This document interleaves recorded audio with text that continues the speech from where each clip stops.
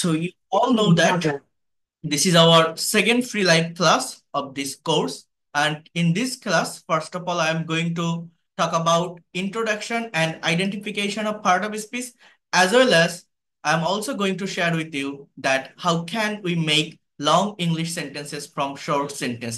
কিভাবে আমরা ছোট ছোট ইংরেজি বাক্য থেকে অনেক বড় বাক্য তৈরি করতে পারি।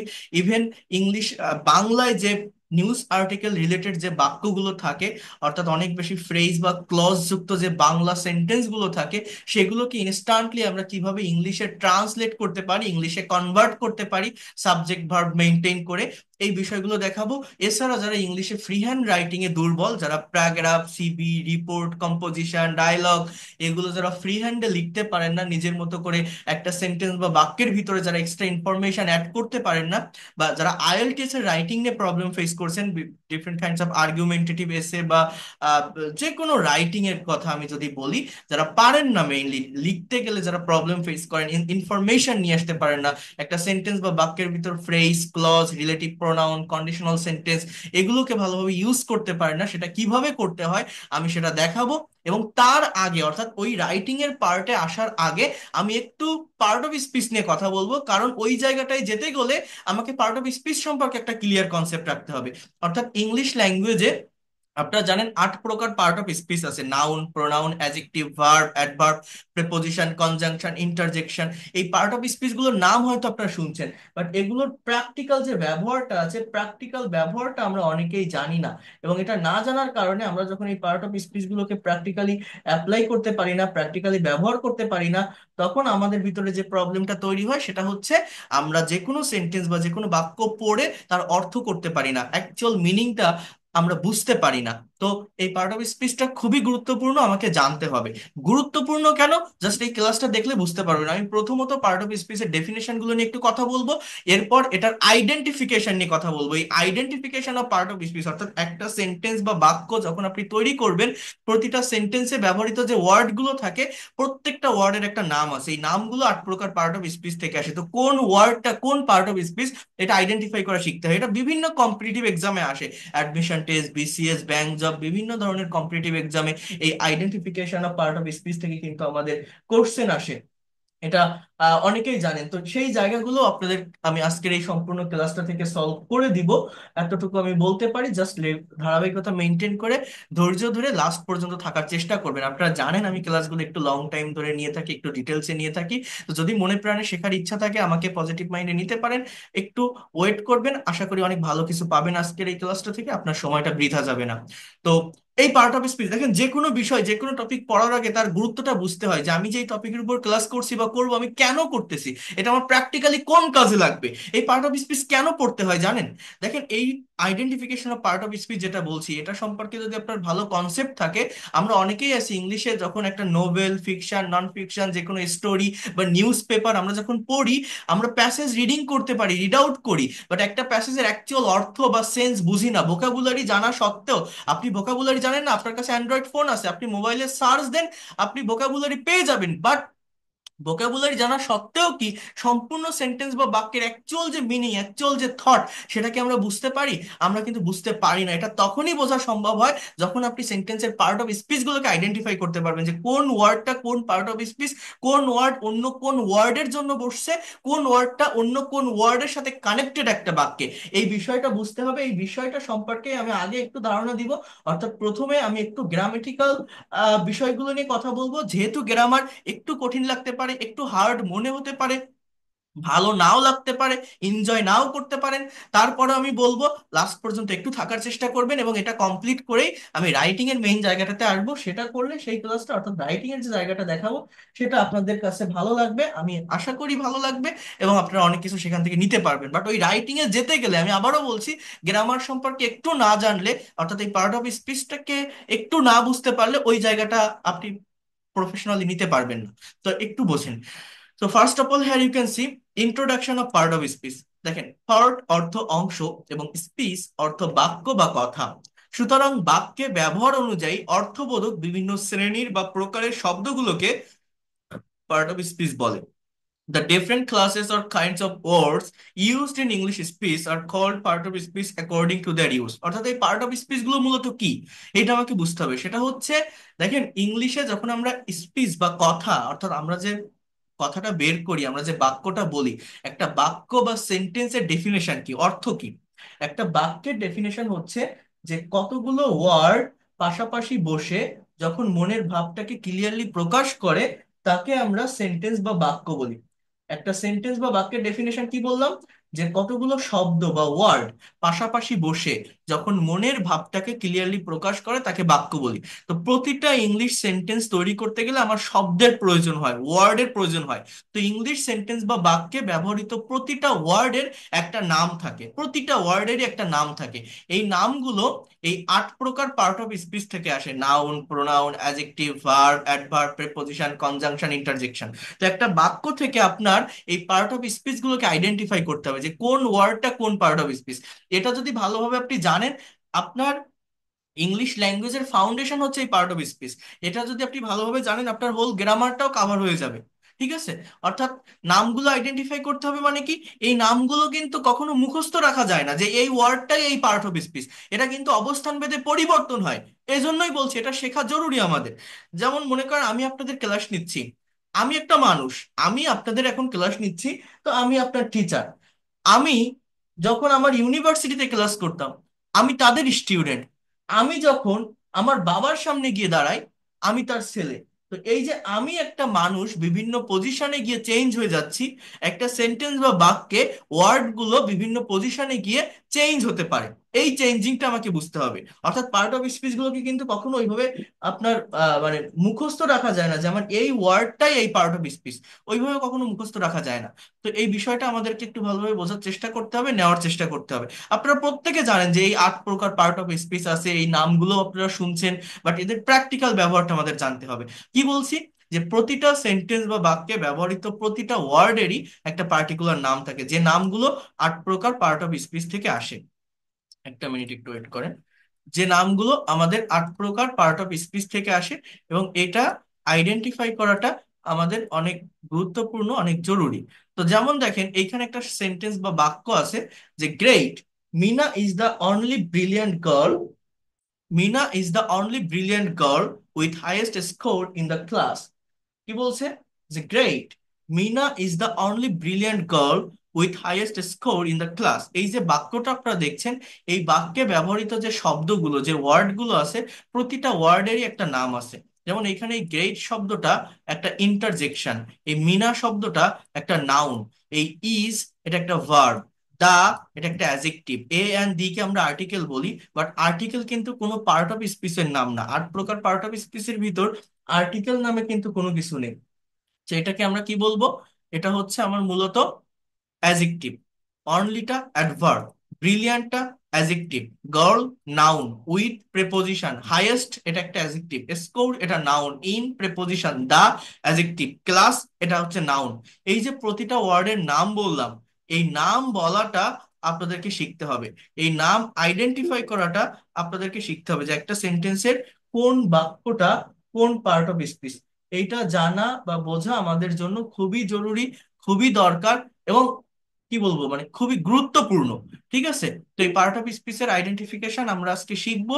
বাট এখানে যাওয়ার আগে এটা ডেফিনেশন নিয়ে আমি একটু কথা বলবো। এবং দেখেন এই পার্ট অফ স্পিচটা এতটা ইম্পর্টেন্ট কেন বা এতটা গুরুত্বপূর্ণ কেন, এই বিষয়টা নিয়েও আমি আপনাদের সঙ্গে কথা বলেছি, এই বিষয়টা নিয়েও আমি আপনাদেরকে দেখিয়েছি। সেটা হচ্ছে, আমি এর আগে যে কথাগুলো আপনাদেরকে বলছি, গত ক্লাসে যারা ছিলেন, আমি একটা টপিক নিয়ে কথা বলছিলাম। সেটা হচ্ছে, আপনারা জানেন যে জেরান্ড ইনফিনিটিভ পার্টিসিপল, আপনাদের মনে থাকার কথা, জেরান্ড ইনফিনিটিভ পার্টিসিপল নিয়ে একটা কথা আপনাদেরকে আমি বলেছিলাম। সেটা হচ্ছে, try to understand here, gerund infinitive participle নিয়ে যে কথাটা আমি আপনাদেরকে বলেছিলাম, সেটা হচ্ছে, আমি একটু ওয়ার্ড ফাইলে যাই, একটা মিনিট একটু ওয়েট করবেন। যারা গতকালকে ক্লাসটা করছিলেন তাদের মনে থাকবে এই বিষয়টা। আমি একটা কমন ওয়ার্ডের কথা বলছিলাম। যেমন আমি যদি এখানে একটা শব্দ লিখি, শব্দটা হচ্ছে ওয়াক, WALK কে ওয়াক, এই যে শব্দটা আমি লিখলাম, এই শব্দটার বাংলা অর্থ কি? ওয়াক মানে হাঁটা। এবং আমি যদি আপনাদেরকে বলি যে বলেন তো এই ওয়াক শব্দটা মূলত কোন পার্ট অফ স্পিচ আপনারা কি বলবেন? আপনারা এক বাক্যে বলবেন, এক কথায় বলবেন যে এই শব্দটা হচ্ছে আমার এই জায়গাটাতে মূলত ভার্ব। কিন্তু আমি বলছিলাম এই ভার্বটাকে আমরা বিভিন্ন সেন্সে আমরা পরিবর্তন করতে পারি। এই যে পার্ট অফ স্পিচের পরিবর্তন, এই যে জেরান ইনফিনিটিভ পার্টিসিপল সম্পর্কে একটা কনসেপ্ট রাখা, একটা ধারণা রাখা, এইটা আপনাদেরকে বুঝতে হবে। যেমন দেখেন, আমি যদি এই কথাটা বলছিলাম আপনাদের যে he is walking on the road, অর্থাৎ সে রাস্তা দিয়ে হাঁটতেছে, এই যে বাক্যটা, এই যে সেন্টেন্সটা, এখানে হিটা সাবজেক্ট, ইজ ওয়াকিং এটা ভার্ব, অর্থাৎ এই যে ওয়াকিং এটা এখানে মেইন ভার্ব বা প্রিন্সিপাল ভার্ব এই ওয়াকিংটা।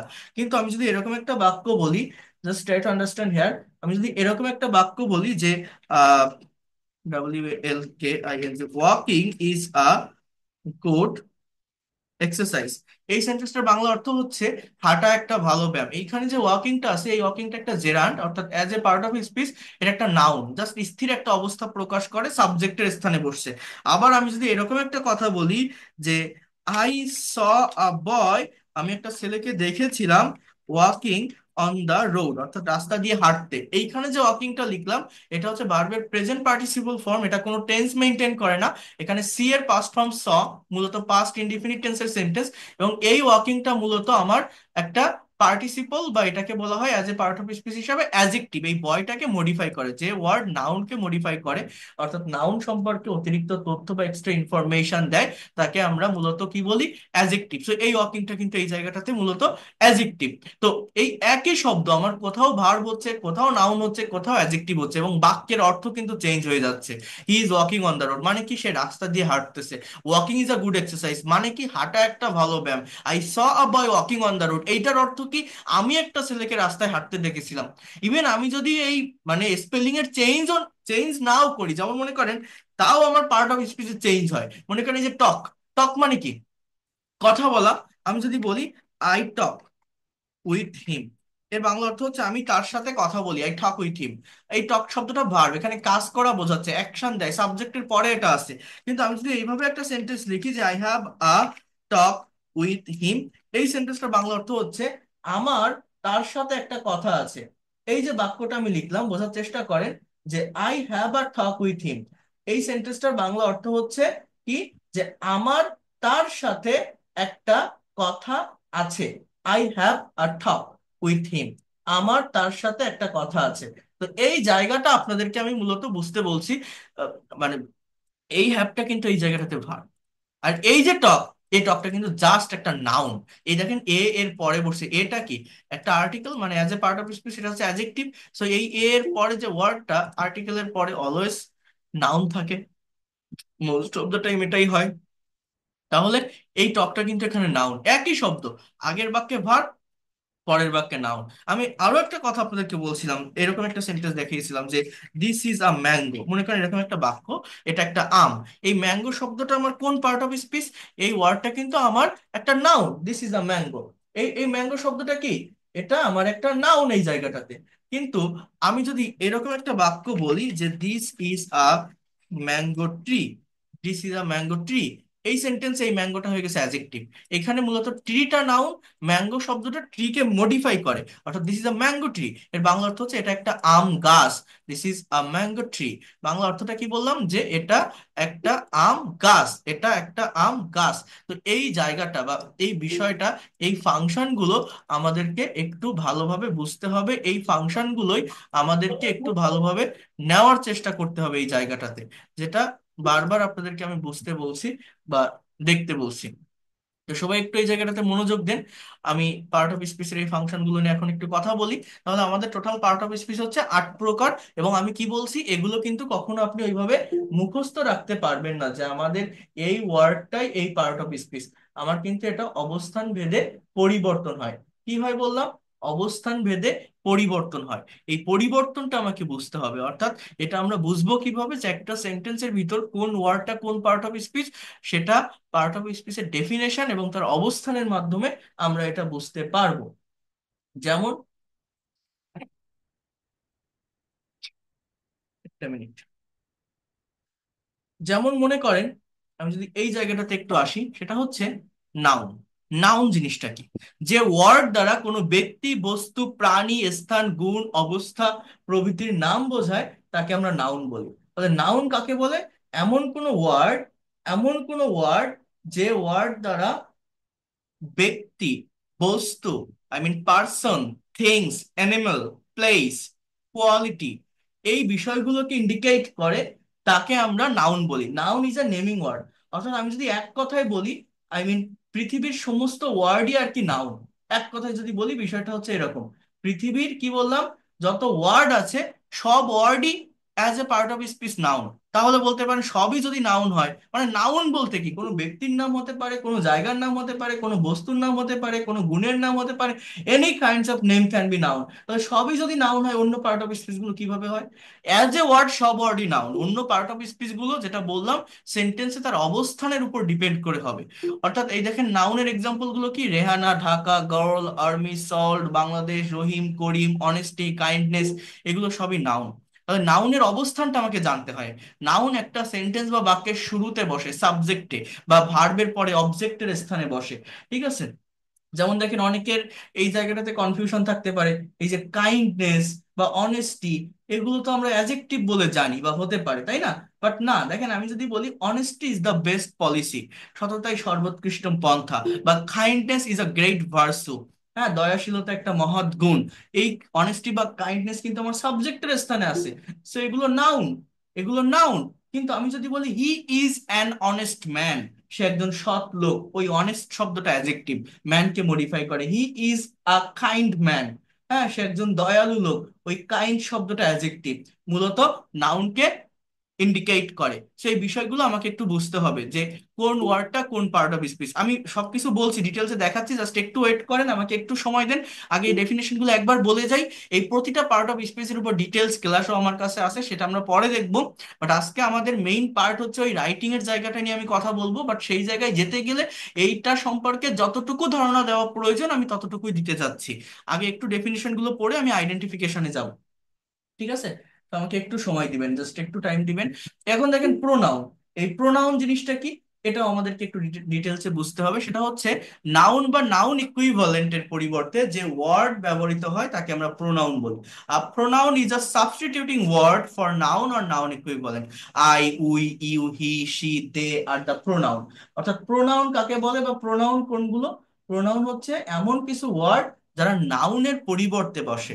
হ্যাঁ, নাউনের পরিবর্তে বসে বলতে কি, আমি যদি বলি রহিম ইজ এ স্টুডেন্ট, রহিম একজন ছাত্র, রহিম দশম শ্রেণীতে পড়ে, Rahim reads in class 10, Rahim খুবই মেধাবী ছাত্র, Rahim is a very talented student. তো এই প্রতিটা সেন্টেন্সের শুরুতে রহিম না বলে জাস্ট প্রথম বাক্যে রহিম রেখে বাকিগুলোতে রহিমের পরিবর্তে আমি যদি হি এর ব্যবহার করি, ওইটাকে আমরা প্রোনাউন বলি। তো প্রোনাউনের উপর ডিটেলস ক্লাস আছে, আমি সেখানে আপনাদের ইন ডিটেলসে দেখাবো। প্রোনাউনের অনেকগুলো ক্লাসিফিকেশন আছে, personal pronoun, demonstrative pronoun, reflexive pronoun, interrogative pronoun, positive pronoun, demonstrative pronoun, relative pronoun, এরপরে আছে আপনার রেসিপ্রোকাল প্রোনাউন, ইনডিফিনিট প্রোনাউন, এরপরে আছে আপনার ওই যে আরেকটা, ওটাকে কি বলে, ইন্টেন্সিভ বা এমপ্যাথিক প্রোনাউন।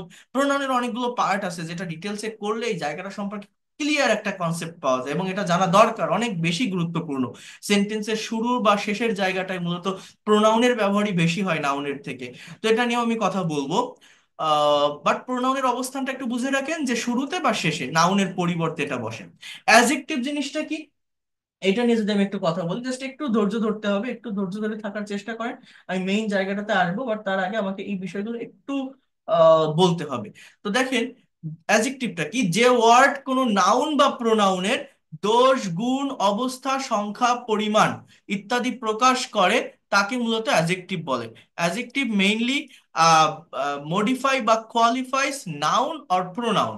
অর্থাৎ এই জিনিসটা মূলত কি, আমি একটু যদি আপনাদেরকে বলি, সেটা হচ্ছে দেখেন আমাদের এইখানে যে 8 প্রকার পার্ট অফ স্পিচের কথা আমি বলছি না, যে ইংলিশ ল্যাঙ্গুয়েজে আমাদের টোটাল পার্ট অফ স্পিচ হচ্ছে এই 8 প্রকার, যে noun, pronoun, adjective, verb, adverb, preposition, conjunction, interjection. তো এই যে 8 প্রকার পার্ট অফ স্পিচ আছে, বা এই যেগুলো আপনারা দেখছেন, এই 8 প্রকার পার্ট অফ স্পিচের ভিতরে আমার মেইন পার্ট অফ স্পিচ বা জিস্ট কোনটা জানেন? নাউন, প্রোনাউন আর adjective, sorry verb. Noun, pronoun এবং ভার্ব, এই তিনটা হচ্ছে মেইন পার্ট অফ স্পিচ। অর্থাৎ এই তিনটার একটাকে স্কিপ করে সেন্টেন্স বা বাক্য তৈরি করা যায় না। আর বাকি যে পার্ট অফ স্পিচ গুলো আছে, adjective, adverb, preposition, conjunction, interjection, এগুলো হচ্ছে বাড়তি অংশ। এগুলো একটা সেন্টেন্সকে মডিফাই করে, রংচং করে, একটা সেন্টেন্স বা বাক্যের ভিতর এক্সট্রা ইনফরমেশন নিয়ে আসে। অর্থাৎ এই অন্যান্য পার্ট অফ স্পিচ গুলো নাউন, প্রোনাউন এবং ভার্বকে নিয়েই কাজ করে। মানেটা কি? মানেটা হচ্ছে এরকম, অ্যাডজেক্টিভ বা প্রেপোজিশন এগুলো নাউন বা প্রোনাউনের জন্যই বসে। ভার্ব অ্যাডভার্বকে মডিফাই করে। কনজাংশন আলাদা দুইটা ওয়ার্ড, ক্লজ বা সেন্টেন্সকে মডিফাই করে। ইন্টারজেকশন এটা জাস্ট বাইরের একটা পার্ট। সো যেটা আমি বলছি যে মেইনলি একটা সেন্টেন্স বা বাক্য তৈরি করতে গেলে, যেমন মনে করেন আমি যদি বলি যে শি ইজ গার্ল, সে হয় মেয়ে। এইখানে শিটা প্রোনাউন, ইজটা ভার্ব, গার্লটা নাউন। এই তিনটা ওয়ার্ডের একটা ওয়ার্ড আপনি বাদ দেন, আপনার সেন্টেন্স বা বাক্য যাই বলেন না কেন সেটা হবে না। তিনটা ওয়ার্ডের একটা ওয়ার্ড বাদ দিলেও আপনার কোনো সেন্টেন্স বা কোনো বাক্য এই জায়গাটাতে কিন্তু হবে না। কিন্তু দেখেন, আমি যদি বলি শি ইজ আ গার্ল, সে একটা মেয়ে, এই আটা হচ্ছে গার্লকে, গার্লের একটা সংখ্যা বোঝাচ্ছে, নাম্বার বোঝাচ্ছে, সে একটা মেয়ে। সো এটা হচ্ছে আমার মূলত অ্যাডজেক্টিভ। আমি যদি she is a beautiful girl, U T I F U L, সে একটা সুন্দরী মেয়ে, এই বিউটিফুলটাও কাকে মডিফাই করছে? এই গার্লকে, নাউনকে। তো এই নাউনকে এ এবং বিউটিফুল দুটো ওয়ার্ডই মডিফাই করছে। অর্থাৎ এই দুটো word as a part of speech এরা হচ্ছে অ্যাডজেক্টিভ। এরা হচ্ছে অ্যাডজেক্টিভ। আমি যদি বলি he is a very beautiful girl, সে খুবই সুন্দরী একটা মেয়ে, এই ভেরিটা হচ্ছে সে সুন্দরী মেয়ে, খুব সুন্দরী, এই ভেরিটা হচ্ছে বিউটিফুল কে মডিফাই করে, সো এটা একটা অ্যাডভার্ব। এখন দেখেন এই এ, ভেরি বা বিউটিফুল, এদেরকে যদি আমি সেন্টেন্স বা বাক্যে না বসাই, তারপরেও কিন্তু একটা বাক্যের অর্থ থাকবে, মিনিং থাকবে, অর্থ বা মিনিং থাকবে। কিন্তু দেখেন, আমি যদি শিটাকে বাদ দেই, বা আমি যদি ইজটাকে বাদ দেই, বা গার্লটাকে বাদ দেই, সম্পূর্ণ সেন্টেন্সটা ভুল হয়ে যাবে, সেন্টেন্সের কোনো মিনিংই থাকবে না, অর্থই থাকবে না। তার মানে আমি যেটা আপনাদের বোঝানোর চেষ্টা করছি সেটা হচ্ছে আমাদের ইংলিশ ল্যাঙ্গুয়েজে যে 8 প্রকার পার্ট অফ স্পিচ আছে, এই 8 প্রকার পার্ট অফ স্পিচের মধ্যে মেইন পার্ট অফ স্পিচ বা জিস্ট হচ্ছে নাউন, প্রোনাউন আর ভার্ব। মেইনলি যে কোনো একটা সেন্টেন্স তৈরি করতে গেলে এই তিনটা পার্ট অফ স্পিচের ব্যবহার করতে হয়। আর বাকি যে স্পিচ গুলো আছে, বাকি যে পার্ট গুলো আছে, এগুলো মূলত বাড়তি অংশ। এগুলো এই নাউন, প্রোনাউন আর ভার্বকে নিয়েই কাজ করে, এদেরকে মডিফাই করে। তো এদের ভিতরে অ্যাডজেক্টিভটা কি করে? মূলত নাউন, প্রোনাউনকে নিয়ে কাজ করে। নাউন, প্রোনাউন কোথায় থাকে? একটা সেন্টেন্সের শুরুতে, সাবজেক্টের স্থানে, বা শেষে থাকে, ভার্বের পরে গিয়ে। অর্থাৎ দেখেন, this is a nice pen, এটা একটা সুন্দর কলম, এই পেনটা একটা নাউন, এই পেনকে মডিফাই করেছে নাইস শব্দটা, সো এটা adjective. She is a beautiful lady, লেডিকে মডিফাই করেছে বিউটিফুল শব্দটা, সো এটা adjective. Very simple, right? So এর উপরেও ডিটেলস ক্লাস আছে, আমরা দেখবো সেখানে। এরপর আসি ভার্বের কাছে। ভার্ব জিনিসটা কি? ভার্ব হলো এমন একটি শব্দ যা কিছু হওয়া, থাকা, করা, খাওয়া, চলা, বলা, লেখা, নেওয়া, দেওয়া, এগুলো বোঝায়। অর্থাৎ এই ভার্বটাকে আমাদেরকে একটু ডিটেলসে বুঝতে হবে। ভার্ব জিনিসটা কি? দেখেন, verb is a word that denotes being, having or doing something. কোনো কিছু করা, হওয়া, থাকা, এগুলো বোঝায়। ভার্ব হলো একটা সেন্টেন্সের অপরিহার্য অংশ, এসেনশিয়াল পার্ট।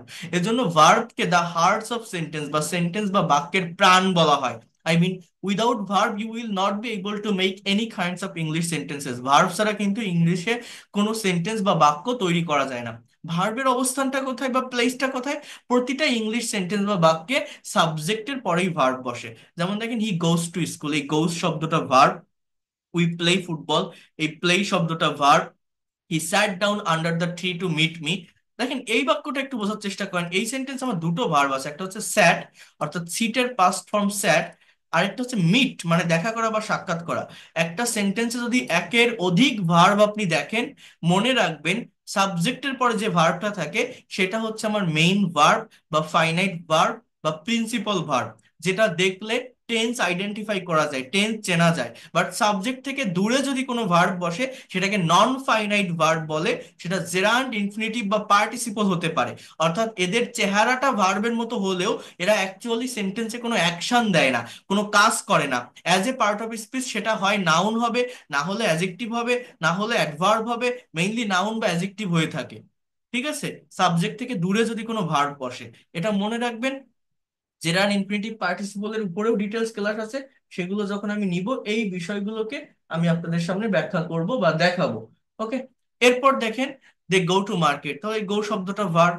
আচ্ছা, এই ভার্ব যে কতটা গুরুত্বপূর্ণ বা কতটা ইম্পর্টেন্ট এটাও আমি গত ক্লাসে যারা ছিলেন লাস্ট পর্যন্ত তারা জানেন, আমি এটাও বলছিলাম যারা ইংলিশে ভোকাবুলারি নিয়ে প্রবলেম ফেস করেন, যারা ভোকাবুলারিতে দুর্বল, মেইনলি ভার্বের ভোকাবুলারি বেশি করে পড়তে হয়, ভার্বের ফরমেশন বা যেটাকে বলা হয় কনজুগেশন অফ ভার্ব, এইটা ভালোভাবে জানতে হয়, তাহলে খুব সুন্দরভাবে স্পিকিং করা যায়।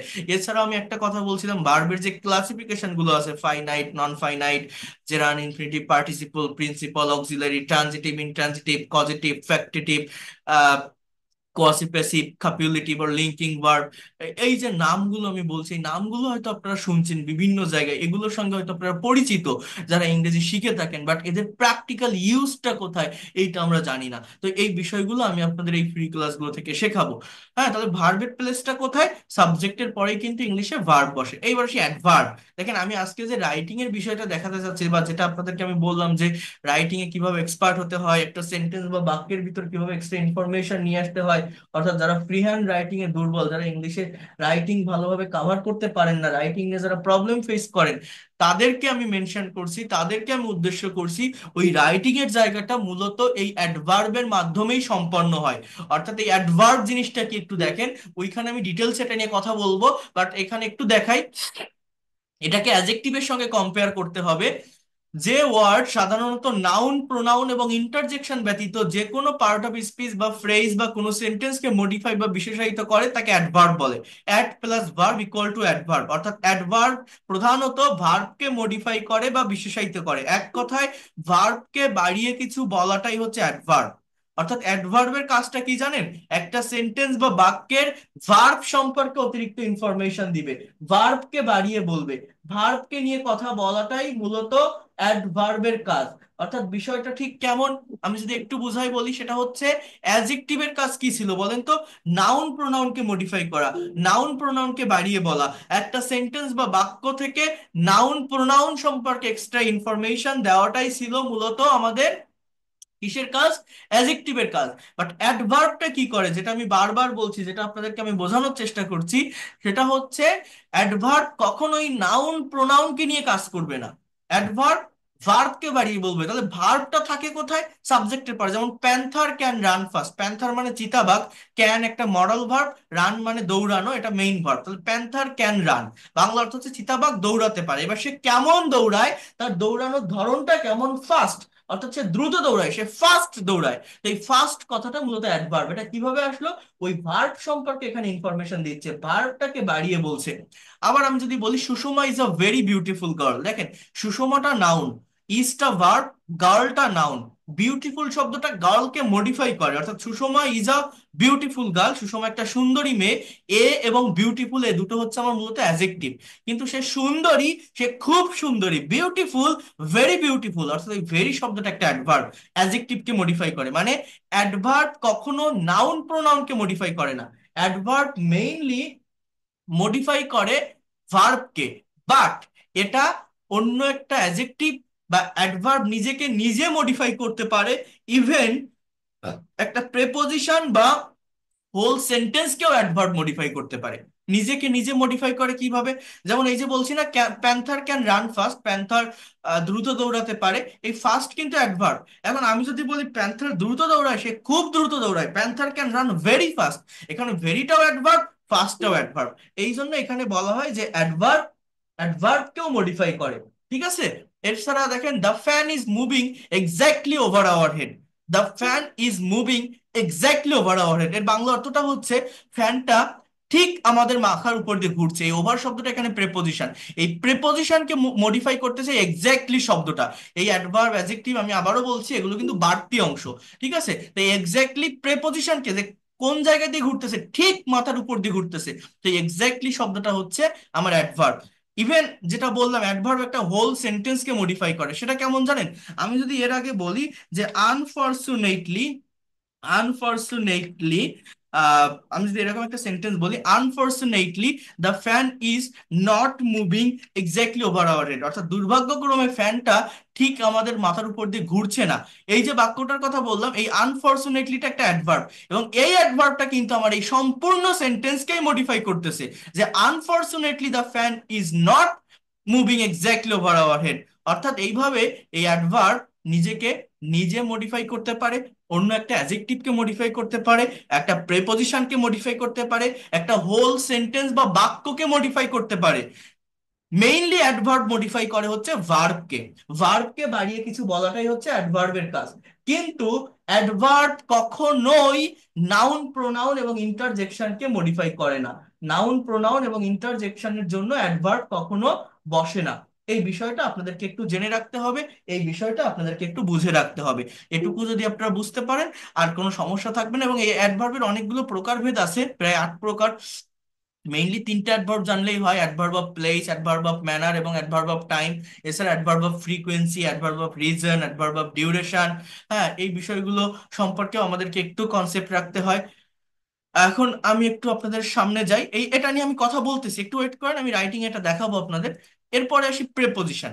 এই প্রেপোজিশনের উপরেও ডিটেলস ক্লাস আমার এই ফ্রি ক্লাসে আছে। আমার এই ফ্রি ক্লাসের ক্লাস নাম্বার 7, অর্থাৎ 7 নম্বর ক্লাসে যারা প্রেপোজিশন নিয়ে প্রবলেম ফেস করেন, একটা সেন্টেন্স বা বাক্যে আপনি আহ, যে কোনো একটা সেন্টেন্স লিখতে যান বা বলতে যান, কমনলি কিন্তু আমাদের প্রেপোজিশনের ব্যবহার করতে হয়। এবং প্রেপোজিশন যদি একটি সেন্টেন্স বা বাক্যে আমরা সঠিকভাবে ইউজ করতে না পারি, বসাতে না পারি, তাহলে সেন্টেন্সের সৌন্দর্য নষ্ট হয়ে যায়।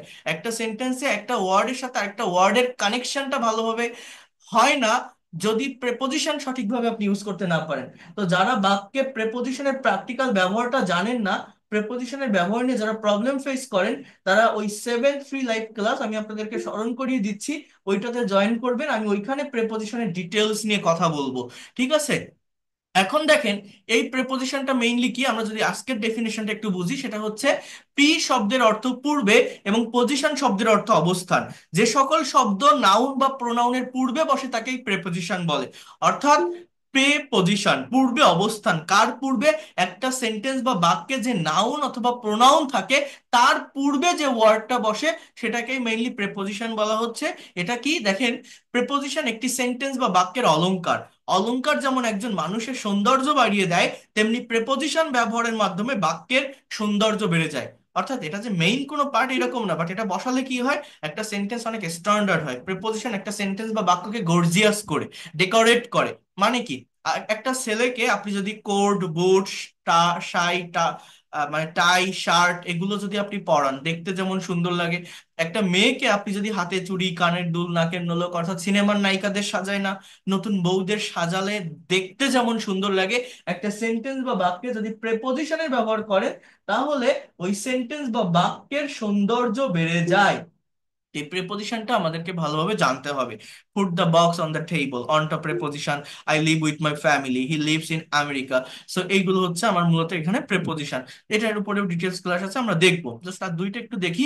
এরপর দেখেন কনজাংশন। এটা কি দেখেন, কনজাংশন অর্থ সংযোগ স্থাপন। দুইটা শব্দ, ওয়ার্ড, দুইটা বাক্য, সেন্টেন্স অথবা দুইটা বাক্যাংশ, ক্লজ বা ফ্রেজের মধ্যে সংযোগ স্থাপনকারী শব্দকে মূলত কনজাংশন বলে।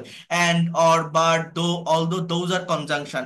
এরা মূলত কি করে, আলাদা দুইটা ওয়ার্ড, সেন্টেন্স, ক্লজ কে কানেক্ট করে, জোড়া লাগায়। এটা মেইনলি রাইটিং এ দরকার হয়, সেখানে আমি ডিটেলসে বলবো। যেমন they are cheerful but broad minded, she is happy but frustrated, I will go if you come. So these are called conjunction, right?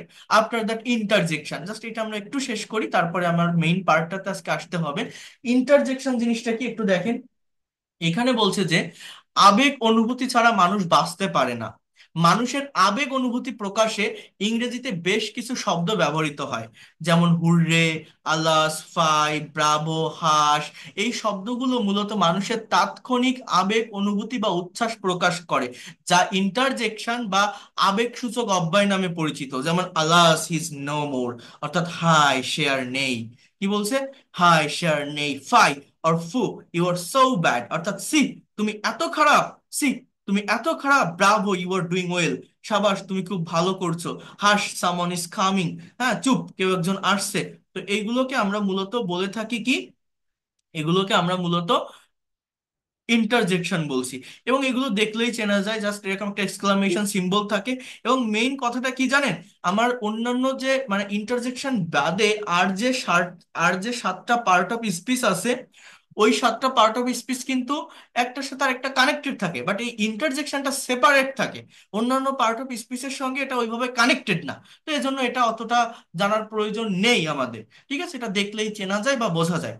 এখন দেখেন, আমি যদি একটু আইডেন্টিফিকেশন অফ পার্ট অফ স্পিচের ভিতরে আসি, সবাই একটু এই জায়গাটা বোঝার চেষ্টা করবেন, এই জায়গাটা ভালোভাবে একটু নেওয়ার চেষ্টা করেন। আমি এটা কাভার করেই আপনাদেরকে যেটা বললাম মেইন পার্টটাতে আসবো, অর্থাৎ রাইটিং এর যে জায়গাটা, যারা ফ্রি হ্যান্ডে লিখতে পারেন না একটা সেন্টেন্স বা বাক্য, তারা লং সেন্টেন্স তৈরি করতে পারেন না, একটা সেন্টেন্স বা বাক্যের ভিতর যারা এক্সট্রা ইনফরমেশন নিয়ে আসতে পারেন না, যারা প্যারাগ্রাফ, সিভি, কম্পোজিশন, রিপোর্ট এগুলো ভালোভাবে ডেভেলপ করতে পারেন না, যারা এই প্রবলেমটা ফেস করেন, অর্থাৎ আমি কি বলবো, আহ, বড় বড় বাংলা যে সেন্টেন্স গুলো থাকে, নিউজ আর্টিকেল রিলেটেড সেন্টেন্স, সেগুলোকেও যারা ইংলিশে ট্রান্সলেট করতে পারেন না, কিভাবে করতে হয় খুব সহজ একটা ওয়ে, খুব মানে ইফেক্টিভ একটা স্ট্র্যাটেজি বা টেকনিক আপনাদেরকে আমি দেখাবো। বাট তার আগে যদি এখানে একটু আসি, অর্থাৎ এই identification of part of speech, সবাই একটু মনোযোগ দিয়ে দেখার চেষ্টা করেন এই জায়গাটা। দেখেন, আমাকে আইডেন্টিফাই করা শিখতে হবে, এগুলো বিসিএস এর কিছু কোশ্চেন আইডেন্টিফাই করতে গেলে দেখবেন একটু প্রবলেম ফেস করবেন, বাট এটা শিখতে পারলে আমি এতটুকু আপনাদেরকে বলতে পারি, যে কোনো প্যাসেজ যখন আপনি রিডিং করবেন, রিড আউট করবেন, যদি পার্ট অফ স্পিচ গুলো ধরতে পারেন যে কোন ওয়ার্ডটা কোন পার্ট অফ স্পিচ, তার অ্যাকচুয়াল মিনিং বা অর্থ বোঝা বা জানা অনেক বেশি ইজি হয়ে যায়, অনেক বেশি সহজ হয়ে যায়। যদি ভোকাবুলারি নাও জানেন, তারপরে একটা সেন্টেন্স বা বাক্যের অর্থ বোঝা যায়, সেন্স বা বা মানে মানে অ্যাকচুয়াল যে থট, সেটা বোঝা যায় যদি পার্ট অফ স্পিচ আপনি আইডেন্টিফাই করতে পারেন। তো ভালোভাবে একটু নেওয়ার চেষ্টা করেন, এই জায়গাটা দেখার চেষ্টা করেন। এখানে বলছে যে আই হ্যাভ আ পেন, আমার একটা কলম আছে। তাহলে আইটা প্রোনাউন, হ্যাভটা ভার্ব, তাই না? এবং আরটা একটা অ্যাডজেক্টিভ, এ এন্ড দি কে আমরা আর্টিকেল বলি, বাট আর্টিকেল বা ডিটারমিনার, অর্থাৎ এই যে a and the, this, that, those, this, few, a few, very few, little, many, much, such, এই যে ওয়ার্ড গুলো, এই ওয়ার্ড গুলো যাই বলেন না কেন আপনি, এগুলো মূলত অ্যাডজেক্টিভ। অ্যাডজেক্টিভের পেট থেকেই এই আর্টিকেল বা ডিটারমিনার এগুলো বের হয়। ঠিক আছে, আহ তো এটা as a part of speech, এটা একটা অ্যাডজেক্টিভ। এখানে পেনটা নাউন, আই গো হোম, আইটা প্রোনাউন, গোটা ভার্ব, হোমটা কোন পার্ট অফ স্পিচ এটা আপনারা কেউ বলতে পারেন? এই যে হোম, এই হোমটা এই জায়গাটাতে মেইনলি কোন part of speech? Anyone can say that? এই হোমটা কোন পার্ট অফ স্পিচ? কেউ বলতে পারবে? হ্যাঁ, রাইট। এটাকে এটাকে আমরা নাউন বলি, তাই না? বাট এটা নাউন না। দেখেন, অ্যাজ এ ওয়ার্ড হোমটা একটা নাউন, শব্দ হিসাবে এটা একটা নাউন, বাট এই বাক্যে এটা নাউন না। এই সেন্টেন্সটাতে বা এই বাক্যটাতে এটা হচ্ছে একটা অ্যাডভার্ব। অ্যাডভার্ব মানে কি জানেন?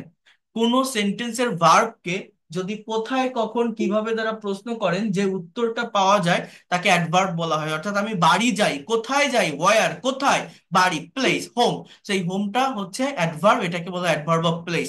বাট 3 নম্বর বাক্যে দেখেন লেখা আছে আই গো টু হাউস, এর মানেও হচ্ছে আমি বাড়ি যাই, কিন্তু এই হাউসটা নাউন। বাট একটা জিনিস একটু ফলো করেন, সেটা হচ্ছে হোমের আগে কিন্তু কোনো প্রেপোজিশন নেই, বাট হাউজের আগে টু আছে। ইভেন প্রেপোজিশনের রুলস হচ্ছে এইটা, যে কোনো একটা দিকে যাওয়া বোঝাতে মূলত এই টু প্রেপোজিশন ইংলিশে ব্যবহৃত হয়ে থাকে, কোনো দিকে যাওয়া বোঝাতে। অর্থাৎ আমি স্কুলে যাই, আই গো টু স্কুল, সে বাজারে যাচ্ছে, he is going to market. অর্থাৎ যে কোনো দিকে যাওয়া আসা বোঝাতে টু প্রেপোজিশন হয়। কিন্তু পৃথিবীতে 4টা শব্দ আছে, সেটা হচ্ছে এই home, here, there and abroad. মানে হোম, হিয়ার মানে এখানে, দেয়ার মানে সেখানে, অ্যাব্রোড মানে বিদেশ, এই 4টা শব্দের আগে এবং গো এর পরে কখনো টু প্রেপোজিশন বসবে না। এরা একদম রিয়েল অ্যাডভার্ব, এদের আগে কখনো টু প্রেপোজিশন বসবে না। অন্য যে কোনো জায়গা, যে কোনো প্লেসকে আপনি যখন ইন্ডিকেট করবেন কোনো দিকে যাওয়ার আগে, আমার এই টু ইউজ করতে হয়, আই গো টু হাউস। এখন এই হোম আর হাউজের ভিতর পার্থক্য কি জানেন? হোমের আগে টু বসলো না, হাউজের আগে বসবে কেন? দেখেন, হাউস মানে একটা বাড়ি, অর্থাৎ এটা একটা বস্তু, যে কোনো একটা ঘরকে বোঝাচ্ছে, যে কোনো একটা বিল্ডিং কে বোঝাচ্ছে, জাস্ট একটা বাড়ি। হাউসটা নাউন। একসঙ্গে টু হাউস যদি বলি, তাহলে কিন্তু এটাকে বলা হয় adverb of place. To house একসাথে কিন্তু একটা adverbial, adverb of place. But শুধু আলাদাভাবে যদি বলি, টুটা প্রেপোজিশন এবং এই হাউসটা নাউন। কিন্তু এই যে হোম, হোম বলতে নির্দিষ্ট কোনো বাড়িকে বোঝায় না। হোম মানে কিন্তু জাস্ট একটা প্লেসকে ইন্ডিকেট করে, যে কোনো একটা থাকার জায়গাকে বোঝায়। অর্থাৎ আমি যদি বলি যে আহ নিউজ পেপার পড়ার মাধ্যমে আমরা দেশ বিদেশের খবর জানতে পারি। We know about the news by reading newspaper. We know about different kinds of information. I can say that we know about different kinds of information by reading newspaper, by reading newspaper of home and abroad. এই যে হোমটা আমি বললাম, এই home মানে আমি দেশ বলছি, abroad মানে বিদেশ বলছি। অর্থাৎ হোম বলতে কিন্তু যে কোনো একটা নির্দিষ্ট বাড়িকে বোঝায় বিষয়টা এরকম না। হোম বলতে যে কোনো একটা প্লেসকে ইন্ডিকেট করে। সেটা যে কোনো থাকার জায়গা হতে পারে, সেটা পাহাড়ের গুহা হতে পারে, নৌকার নিচে যে ছাউনি সেটা হতে পারে। Any kinds of place can be home. But house বলতে একটা বস্তুকে বোঝাচ্ছে, একটা ঘর, একটা বিল্ডিং, যে কোনো একটা বস্তুকে বোঝাচ্ছে। এই জন্য এই হোম, হিয়ার মানে এখানে, দেয়ার মানে সেখানে, অ্যাব্রোড মানে বিদেশ, অর্থাৎ এগুলো সার্টেন কোনো বস্তুকে বোঝায় না। এই জন্য এগুলোর আগে টু প্রেপোজিশনটাও বসে না, এগুলো নাউন হিসাবে ব্যবহৃত হয় না, এগুলো হচ্ছে অ্যাডভার্ব। ঠিক আছে। অন্য যে কোনো একটা জায়গা, যে কোনো একটা স্থান, প্লেস কে ইন্ডিকেট করতে, নির্দিষ্ট করে বোঝাতে আপনার গো এর পরে টু প্রেপোজিশন বসবে। তাহলে 3 নম্বরের হাউসটা প্রেপোজিশন, 2 নম্বরের যে হোম ওটা অ্যাডভার্ব। ঠিক আছে। এরপর দেখেন আই নিড সাম ওয়াটার, আমার কিছু পানি দরকার। আইটা প্রোনাউন, নিড ভার্ব, ওয়াটার শব্দটা একটা নাউন। এইখানে এই সাম শব্দটা কোন পার্ট অফ স্পিচ কেউ বলতে পারেন? আই নিড সাম ওয়াটার, এই সাম শব্দটা কোন part of speech? Anyone can say that? Yes, এটা একটা অ্যাডজেক্টিভ, এবং এটাকে বলা হয় মূলত quantitative adjective, adjective of quantity. ঠিক আছে। এই ওয়াটারকে এটা মডিফাই করে। বাট 5 নম্বর সেন্টেন্স বা বাক্যে দেখেন লেখা আছে যে ওয়াটার দ্য গার্ডেন। এইখানে এই বাক্যটার বাংলা অর্থ কি বলেন তো? এই যে 5 নম্বর যে বাক্যটা আছে এটার বাংলা অর্থ কি? Water the garden.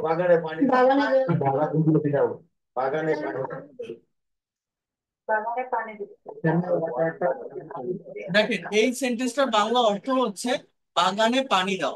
এবং এই যে বাক্যটা আপনারা দেখছেন, এই বাক্যে বোঝার চেষ্টা করেন, এই যে বাক্যটা আপনারা দেখছেন, এই বাক্যে ওয়াটারটাই ভার্ব, এখানে কোনো সাবজেক্ট নেই, সাবজেক্টটা উজ্জ আছে।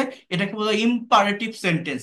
ইম্পারেটিভ সেন্টেন্সে সাবজেক্ট ইউ থাকে সব জায়গায়, এই জন্য সেটা উজ্জ থাকে, আমরা এরকম জানি। বাট বিষয়টা হচ্ছে এমন না। মেইনলি এই সেন্টেন্স গুলো দেখেন, ইংলিশটা একটা ল্যাঙ্গুয়েজ, একটা ভাষা, একটা ভাষার মতো করেই আমাদের শিখতে হয়।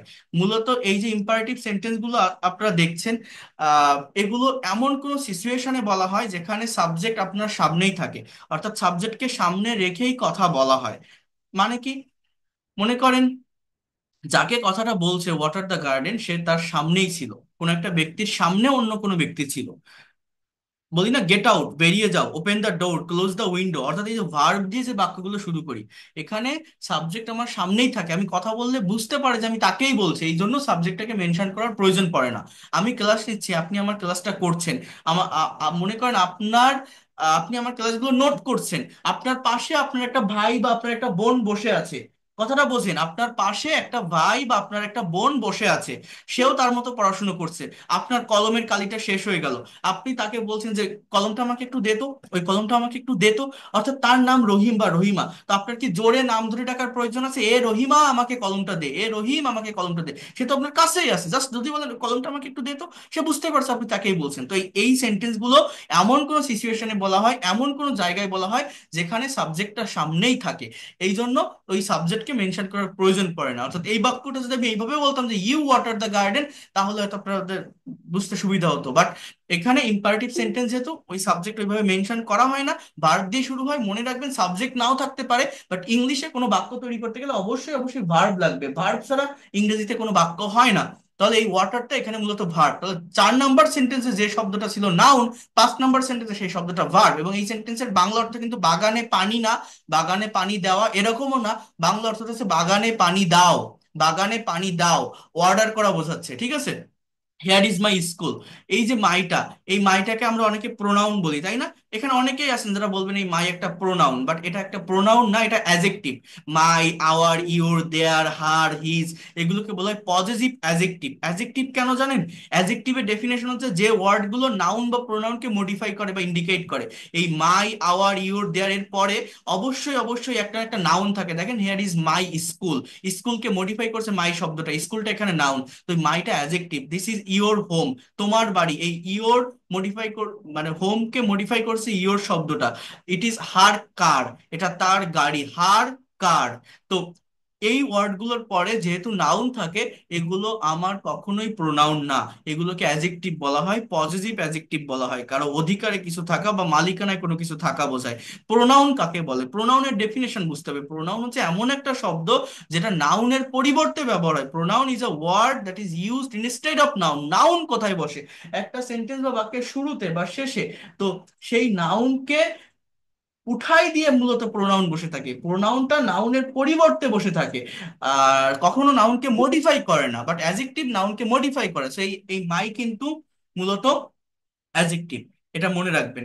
হ্যাঁ, আইটা প্রোনাউন, ইউটা প্রোনাউন, হিটা প্রোনাউন, শিটা প্রোনাউন, বাট এই মাই কিন্তু প্রোনাউন না, মাই অ্যাজেক্টিভ। এই প্রোনাউন আর অ্যাজেক্টিভ যখন আমি ডিটেলসে বোঝাবো তখন এটা ক্লিয়ার হয়ে যাবে। এরপর দেখেন হি ইজ আ স্কুল বয়, সে সে একজন স্কুলে পড়ুয়া বালক। 6 নম্বর সেন্টেন্সে যে স্কুলটা নাউন ছিল, এই 7 নম্বর বাক্যে সেই স্কুলটা হয়ে গেছে অ্যাজেক্টিভ। এই বয়টাকে এটা মডিফাই করতেছে, স্কুলে পড়ুয়া বালক, এখানে এই বয়টা হচ্ছে নাউন। মনে রাখবেন একটা সেন্টেন্সে যদি একের অধিক নাউন থাকে, লাস্টেরটা নাউন থাকবে, বাকিগুলো অ্যাজেক্টিভ হয়ে যাবে। ঠিক আছে, লাস্টেরটা নাউন থাকবে, বাকিগুলো সবই অ্যাজেক্টিভ হয়, ওই নাউনটাকে মূলত মডিফাই করে। আই টক টু হিম, আমি তার সাথে কথা বলি। আইটা প্রোনাউন, টকটা ভার্ব, টুটা আমার প্রেপোজিশন, হিমটা প্রোনাউন, এটা প্রোনাউনের objective form. I have a talk with him, আমার তার সাথে একটা কথা আছে। এইখানে হ্যাভটা মেইন ভার্ব, এবং এই যে টক, এই টক কিন্তু একটা নাউন।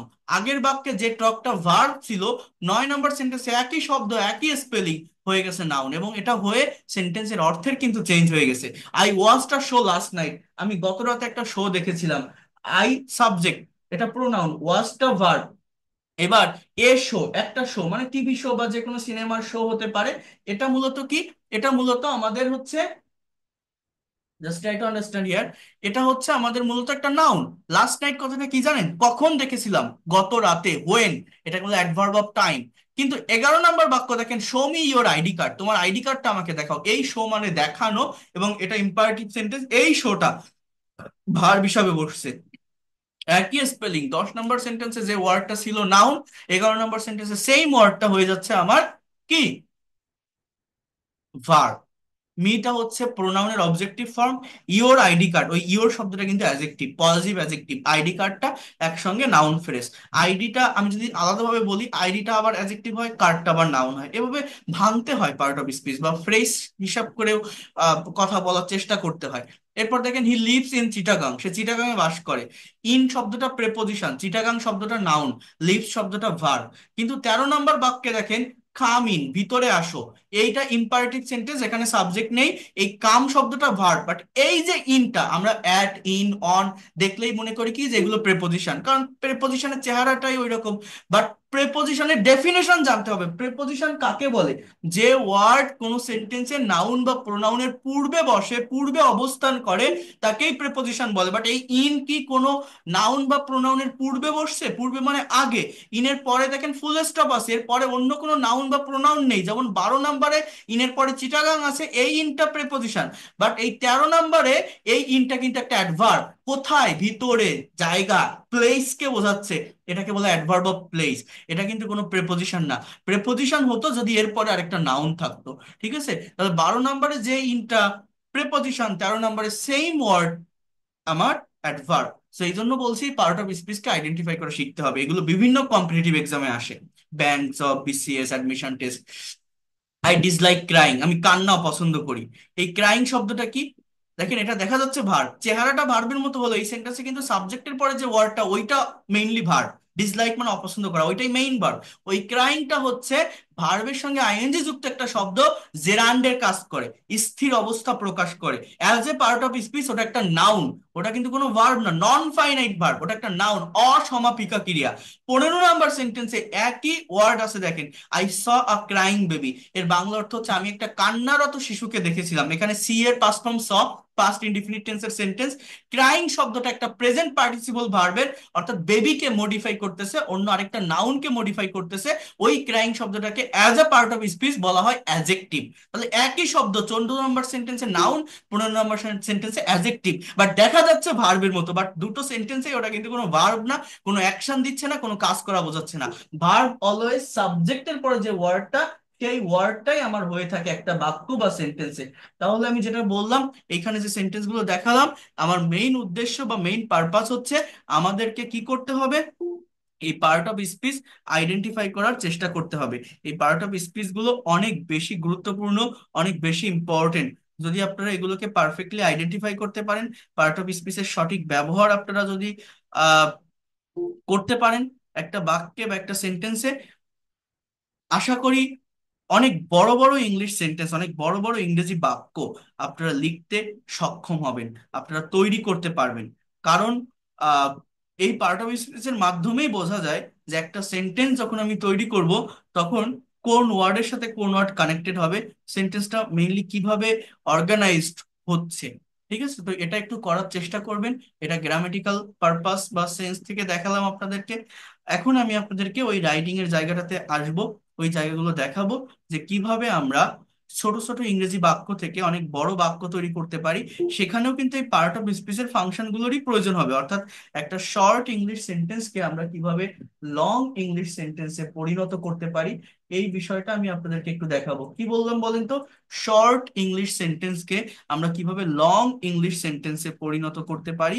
ইভেন আরেকটা কথা, সেটা হচ্ছে বাংলা থেকে ইংলিশে কিভাবে সেন্টেন্স ট্রান্সলেট করতে পারি, বা প্যারাগ্রাফ, সিভি, রিপোর্ট, লেটার এগুলো লিখতে গেলে আমাদের যাতে কোনো প্রবলেম ফেস না হয়, যে কোনো কিছু বাংলায় ভাবলেই আমরা যেন সেই কথাটাকে বা সেই বিষয়গুলোকে ইনস্ট্যান্টলি ইংলিশে ট্রান্সলেট করতে পারি, ইনস্ট্যান্টলি ইংলিশে নিতে পারি বা বলতে পারি। এই বিষয়টা নিয়ে কথা বলবো, বা এই বিষয়গুলোকে আমি একটু দেখানোর চেষ্টা করব। সবাই একটু ভালোভাবে মনোযোগ দিবেন, দেখার চেষ্টা করবেন। খুব বেশি সময় লাগবে না কভার করতে, বাট এইবার কিন্তু আমরা আমাদের আজকের এই ক্লাসের মেইন পার্টটাতে আসবো। মনোযোগ দিয়ে বিষয়গুলোকে নেওয়ার চেষ্টা করেন, দেখার চেষ্টা করেন। আর এটার অ্যাকচুয়ালি কোনো পিডিএফ ফাইল আমার কাছে নেই। এটা কিন্তু আমি এখন আপনাদেরকে যেটা দেখাবো সেটা হচ্ছে ইনস্ট্যান্টলি লিখে দেখাবো। তো is it possible, please take a pen and paper with you. যদি সম্ভব হয় আপনার সঙ্গে একটা খাতা কলম নিয়ে বসবেন আপনারা, তাহলে বিষয়গুলোকে নোট করতে পারবেন, সুবিধা হবে। আর ক্লাস শেষে আমি রেকর্ড পাঠিয়ে দিব, না হলেও সমস্যা নেই। বাট আমি এখন যে বিষয়টা আপনাদেরকে দেখাতে চলেছি, দেখাতে যাচ্ছি, এটা মোস্ট ইম্পর্টেন্ট থিংস। অর্থাৎ ইংরেজি ভাষাটা যদি আপনি প্রফেশনালি শিখতে চান, প্র্যাকটিক্যালি শিখতে চান, রাইটিংটা, ফ্রি হ্যান্ড রাইটিং এ যদি আপনি এক্সপার্ট হতে চান, এর থেকে ইফেক্টিভ স্ট্র্যাটেজি, এর থেকে ইফেক্টিভ টেকনিক আর নেই। এর থেকে ইফেক্টিভ স্ট্র্যাটেজি বা টেকনিক আর হতে পারে বলে আমার অ্যাটলিস্ট মনে হয় না। তো এই জন্য আমি সবাইকে রিকোয়েস্ট করব, সবাইকে অনুরোধ করব, আহ বিষয়গুলোকে ভালোভাবে দেখবেন, একটু মনোযোগের সাথে দেখার চেষ্টা করবেন বা নেওয়ার চেষ্টা করবেন। আশা করি কোথাও কোনো প্রবলেম হবে না, সবকিছু সুন্দরভাবেই আপনারা কভার করতে পারবেন। জাস্ট একটা মিনিট একটু ওয়েট করেন, এখানে জয়েন দিচ্ছে নতুন করে যারা, আমি একটু দেখি।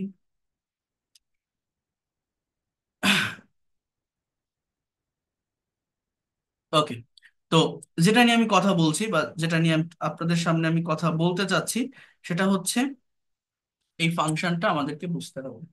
একটা মিনিট প্লিজ। আমি একটা ব্ল্যাঙ্ক পেজে যাই, আমি একটা হেডলাইন দিব, সবাই খুবই মনোযোগ দিয়ে বিষয়গুলোকে দেখবেন, হ্যাঁ।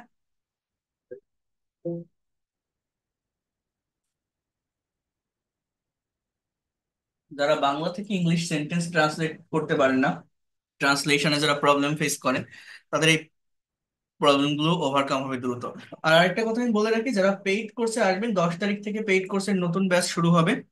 এবং এটা হচ্ছে 3 মাসের কোর্স, 2,000 টাকা কোর্স ফি, 1,000 টাকা অ্যাডভান্স করে করতে পারবেন। যদি আপনি মনে করেন আপনি ইংলিশ এক্সপার্ট হতে চান, প্রফেশনাল হতে চান, ফ্লুয়েন্ট হতে চান, একটা মেন্টরের অধীনে থেকে ধারাবাহিকভাবে এগোতে চান, ল্যাঙ্গুয়েজ ক্লাবে থেকে প্র্যাকটিস করতে চান, টু ওয়ে কমিউনিকেশন চান।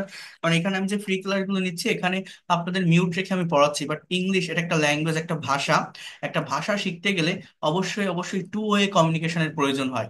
অর্থাৎ আপনি যদি প্রশ্ন না করতে পারেন, আপনি যদি স্পিকিং প্র্যাকটিস করতে না পারেন, এটা সায়েন্স না বা ম্যাথ না যে টিচার শেখালো আপনি শিখে সবকিছু বুঝে গেলেন। এখানে আমি যে ফ্রি ক্লাসগুলো নিচ্ছি, এখানেও আমি আমার ফুল এফোর্ট দিয়ে নিচ্ছি, সবগুলো বিষয় বোঝাচ্ছি আপনাদেরকে, শেখাচ্ছি, ইন ডিটেলসে দেখাবো।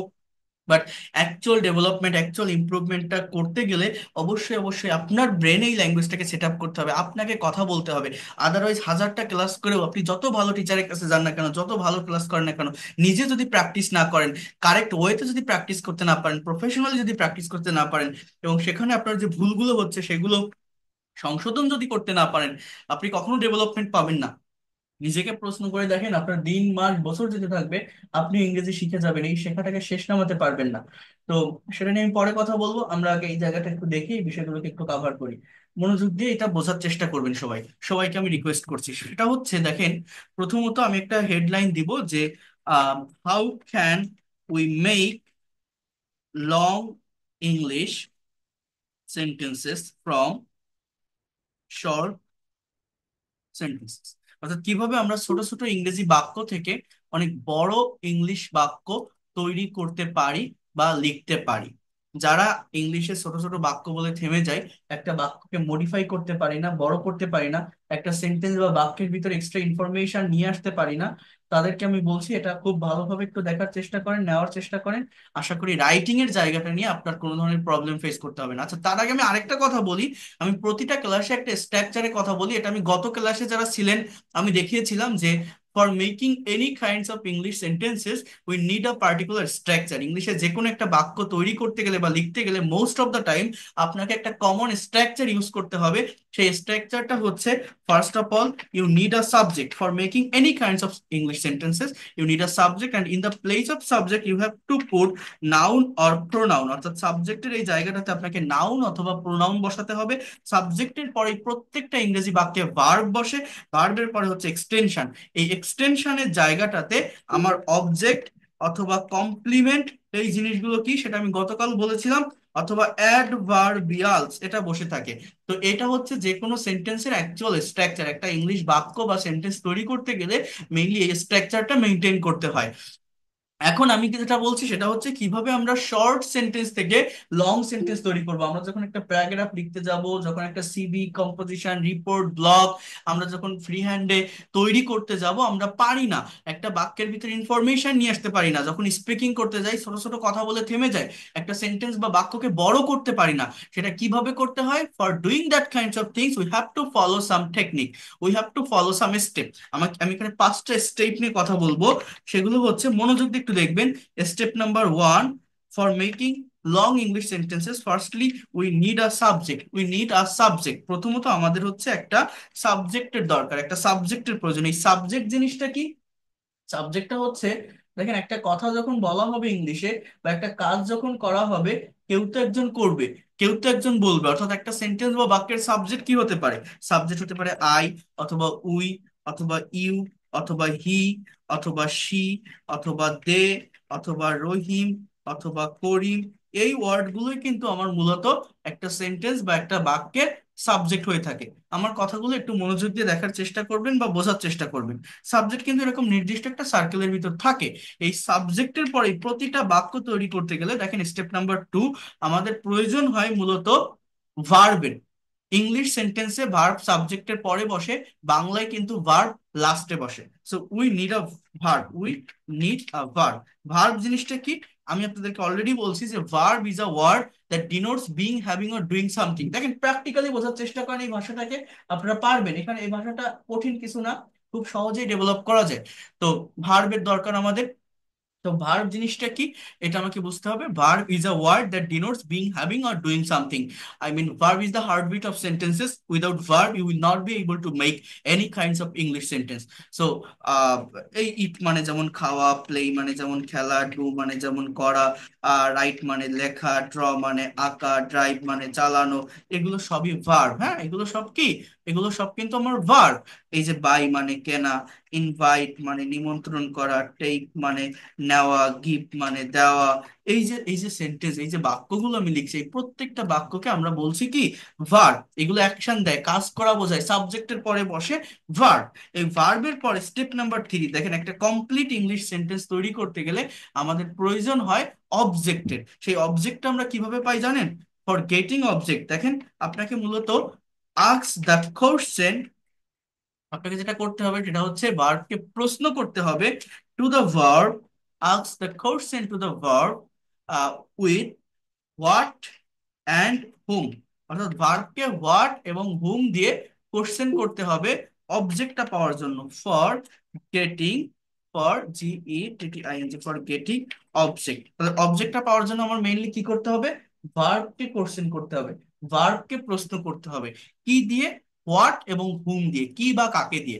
আমার অবজেক্ট হচ্ছে মূলত দুই প্রকার, একটাকে বলা হয় ডাইরেক্ট অবজেক্ট বা বস্তুবাচক অবজেক্ট, একটা হচ্ছে ইনডাইরেক্ট অবজেক্ট বা ব্যক্তিবাচক অবজেক্ট। একটা সেন্টেন্সের দুইটা অবজেক্টও থাকতে পারে, একটাও থাকতে পারে। ঠিক আছে, এরপর দেখেন আমাদের যে বিষয়টা আসবে সেটা হচ্ছে, বোঝার চেষ্টা করেন, স্টেপ নাম্বার 4। স্টেপ নাম্বার 4, আমার এই স্টেপটাতে কি আসে জানেন? এই জায়গাটাতে মূলত আপনাকে বড় করতে হবে সেন্টেন্স। সেটা আপনি কিভাবে করবেন? একটা সেন্টেন্সের ভিতর এক্সট্রা ইনফরমেশন আনতে হবে, অর্থাৎ এইটা হচ্ছে আমাদের মেইন স্টেপ।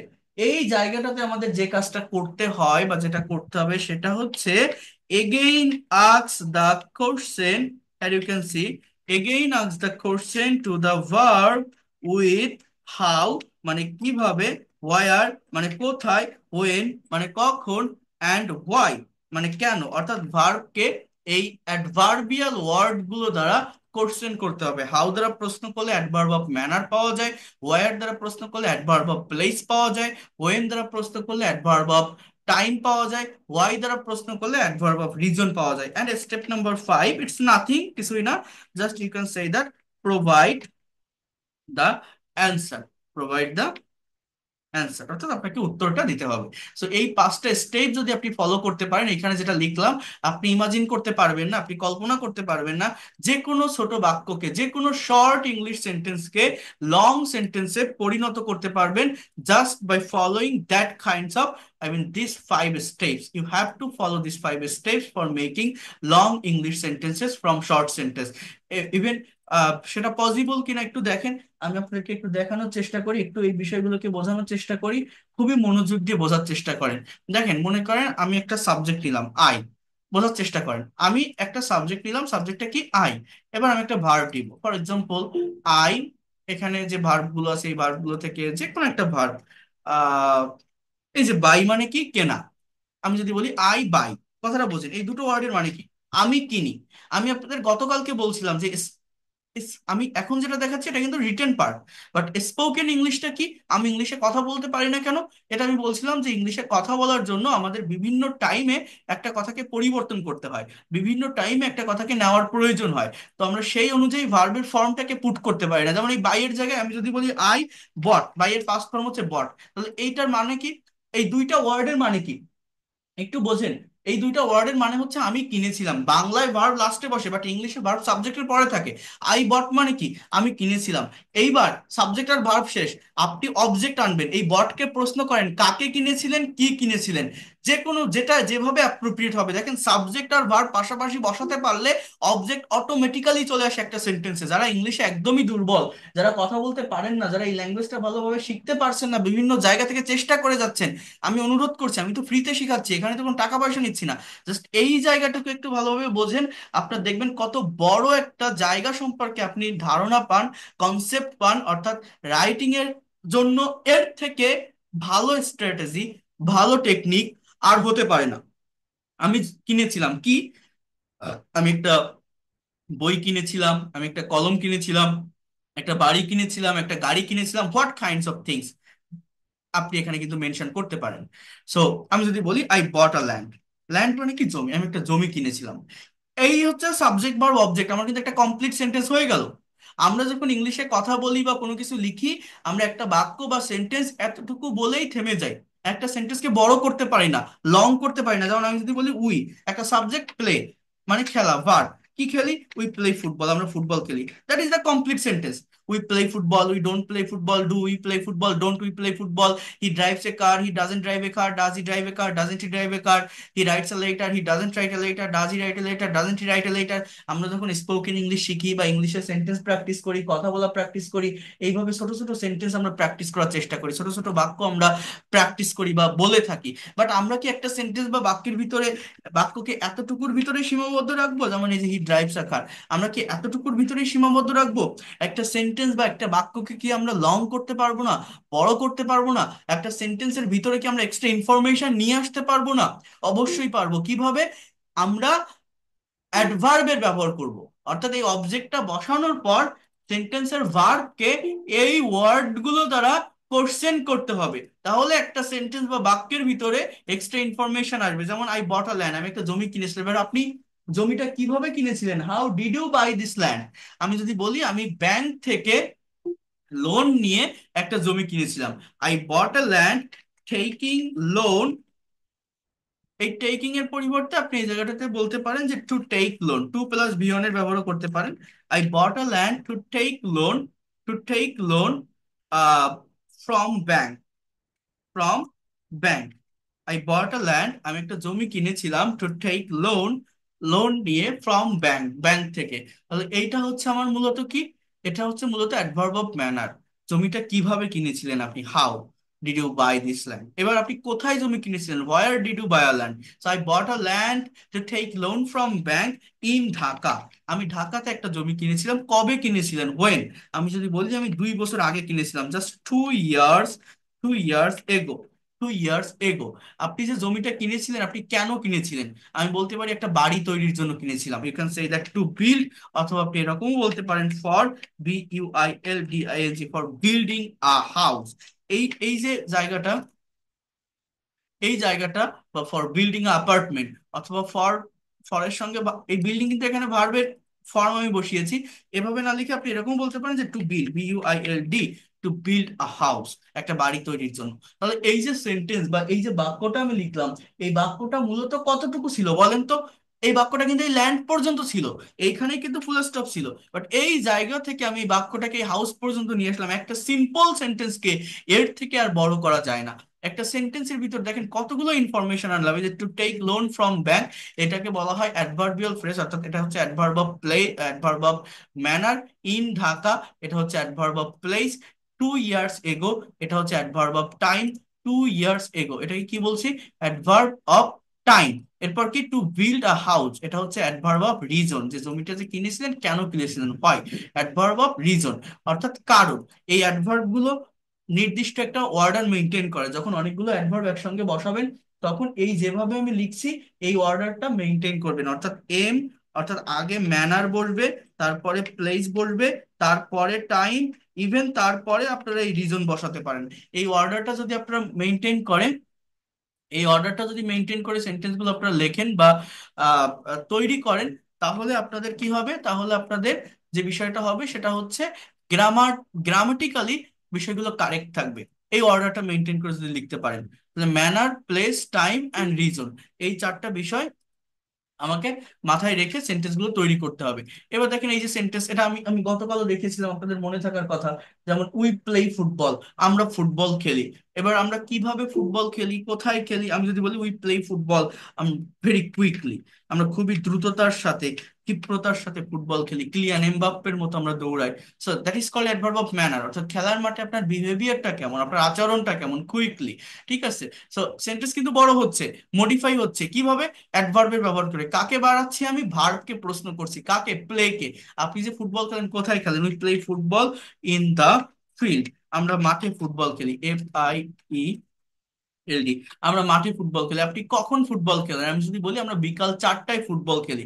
দুইটা টাইম মেনশন করা থাকলে ছোট টাইমকে আগে বসাতে হয়, বড় টাইমটাকে পরে বসাতে হয়। অর্থাৎ এই জায়গাটাতে আমি বলতে পারি যে we play football very quickly in the field, in the field at 4 p.m. এই সার্টেইন টাইমের আগে অ্যাট প্রিপজিশন বসবে, in the afternoon, at 4 p.m. In the afternoon. So এই at 4 p.m. এটা হচ্ছে ইন দ্য আফটারনুন একসঙ্গে, এটা হচ্ছে অ্যাডভার্ব অফ টাইম। আর ভেরি কুইকলি এটা হচ্ছে adverb of manner. In the field এটা হচ্ছে adverb of place, adverb of place. এবার আপনি যে ফুটবল খেলেন, আপনি কেন ফুটবল খেলেন, why do you play football. তো আমি বলতে পারি যে we play football very quickly in the field at 4 p.m. In the afternoon for doing physical exercise, or to do physical exercise, I can say that. শারীরিক ব্যায়াম করার জন্য আমরা বিকাল বেলায় প্রতিদিন মাঠে ফুটবল খেলি, ফর ডুইং ফিজিক্যাল এক্সারসাইজ।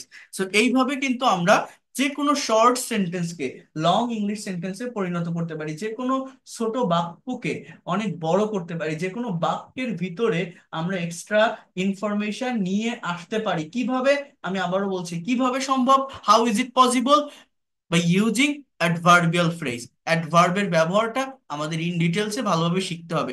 আপনি যে কোনো প্যাসেজ রিড আউট করতে যান, যে কোনো বাংলা সেন্টেন্স আপনি ট্রান্সলেট করতে যান, সব জায়গাতে এই সেন্সটাই, এই অর্ডারটাই মেনটেন করে ইংরেজি বাক্য বা ইংলিশ সেন্টেন্স তৈরি হয়। তো এটা একবার বুঝতে পারলে এর থেকে আর ইফেক্টিভ স্ট্র্যাটেজি হতে পারে না। একটা সাবজেক্ট নেন, দেন ভার্ব নেন, ভার্বকে কোশ্চেন করতে থাকেন, প্রথমে হট এবং হুম দিয়ে কোশ্চেন করেন, উত্তর পেলে ভালো, না পেলে আরো ভালো, হাউ, হোয়ার, হোয়েন, হয় এগুলো দিয়ে কোশ্চেন করেন, দেখবেন সেন্টেন্স বড় হতে থাকবে, বাড়তে থাকবে। ফ্রেজের ব্যবহার করা শিখতে হবে, ভিতরে একটু প্রেপোজিশনের ব্যবহারটা শিখতে হয়, এবং সেগুলো তো আমি আমার এই ফ্রি ক্লাসেই আমি নিব, আপনাদেরকে দেখাবো। দেখেন, আপনারা আমার ফ্রি ক্লাস করছেন, আমার পেইড কোর্সের যারা থাকে, পেইড কোর্সের স্টুডেন্টদেরকে আমি এগুলো ধরে ধরে করাতে পারি, তাদেরকে আমি চিনি জানি, তাদেরকে আমি টাস্ক দিতে পারি। আমাদের অ্যাসাইনমেন্ট গ্রুপ থাকে, ফেসবুকের প্রাইভেট গ্রুপ থাকে, কনভারসেশনের গ্রুপ থাকে, ল্যাঙ্গুয়েজ ক্লাব থাকে, সেখান থেকে তারা চর্চা করে, তারা যে কাজগুলো আমি 3-4টা সেন্টেন্স আপনাদের লিখে দিলাম, বাকি ভার্বগুলো দিয়ে এবং সাবজেক্ট নিয়ে আমি বললাম যে আপনারা কিছু লং সেন্টেন্স তৈরি করেন, তারা করে দেয়, সেখানে ভুল হলে আমি সলভ করে দেই। অর্থাৎ এইভাবে যদি করতে না পারি তাহলে ডেভেলপ করা যায় না। বাট আপনি ফ্রি ক্লাস করছেন, আপনি আমার পেইড করছেন না, আমি আপনাকে চিনি না ওইভাবে, আপনি আজকে আসছেন কালকে নাও থাকতে পারেন। আহ, আমি আমার জায়গা থেকে যতটা পারা যায়, যতটা দেখানোর আমি আপনাদেরকে দেখাচ্ছি। বাট যদি মনে হয় এই জিনিসগুলো ইফেক্টিভ, এই জিনিসগুলো কাজে লাগার মতো, বা আমি কিছু নিতে পারছি বা নতুন কিছু শিখতে পারছি, যদি এরকম আপনি মনে করেন, তাহলে নিজেরা একটু চর্চা করবেন, পারলে এগুলো স্ক্রিনশট দিয়ে নেন, না হলে নোট করেন, না হলে ক্লাস রেকর্ডটা দেখে আমি 2-4টা সেন্টেন্স লিখতেছি, আপনি আরো 5টা লেখেন। আপনি যতক্ষণ না পর্যন্ত কাজ করবেন, আপনার ব্রেইনটাকে যতক্ষণ না পর্যন্ত এই জায়গায় ইনভলভ করবেন, আপনি ইংলিশে এক্সপার্ট এবং ফ্লুয়েন্ট হতে পারবেন না। It is not possible to B expert and fluent in this language, because it's not a science or math. এটা সায়েন্স না বা ম্যাথ না।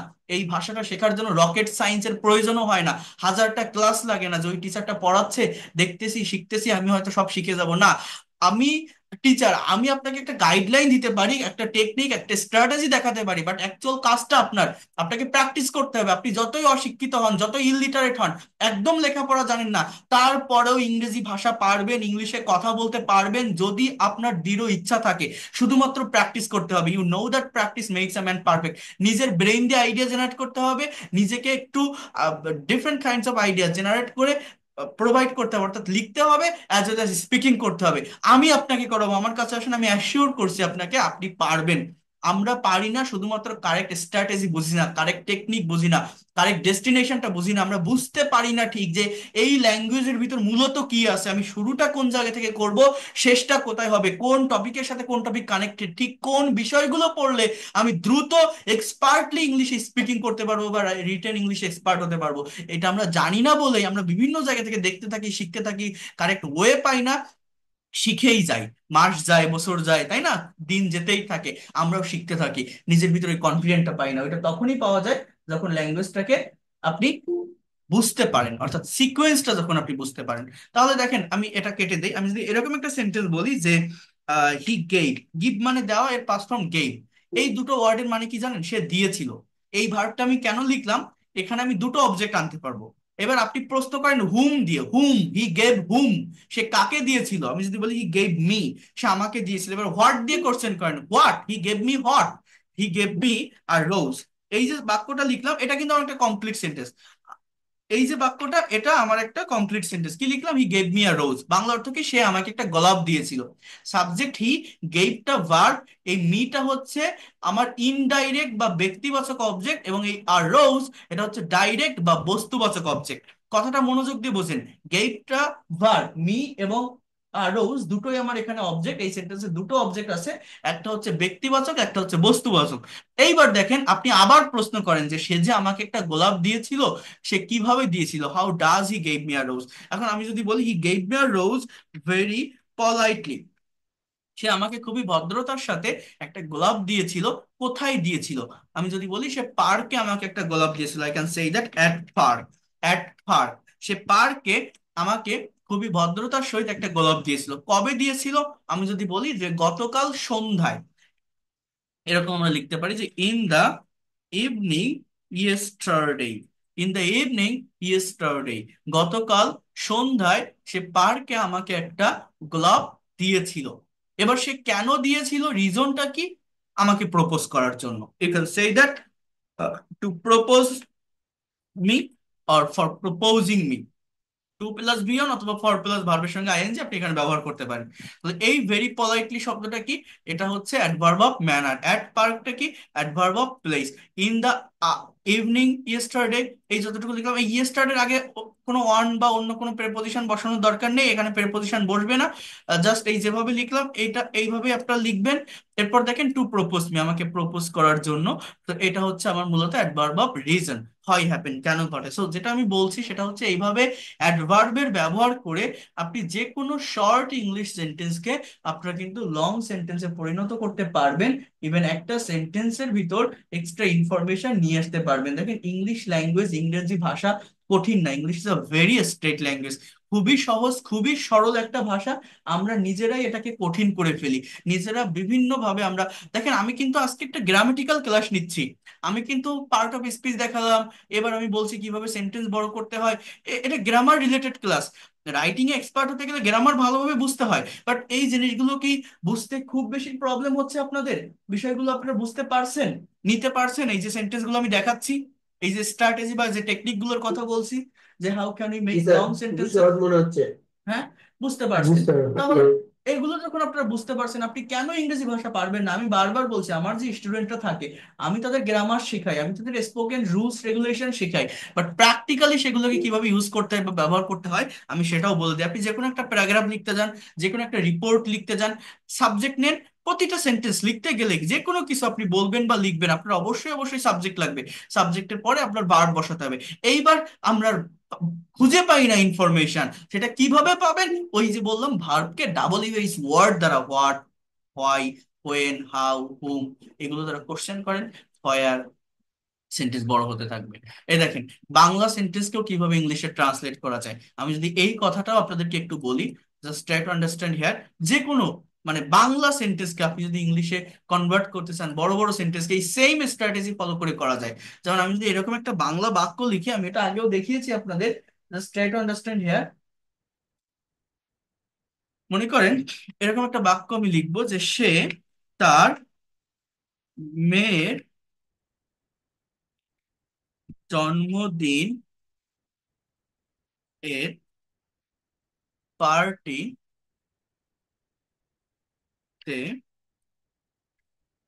গতকাল সন্ধ্যায় খুবই ভদ্রতার সহিত আমাকে জন্মদিন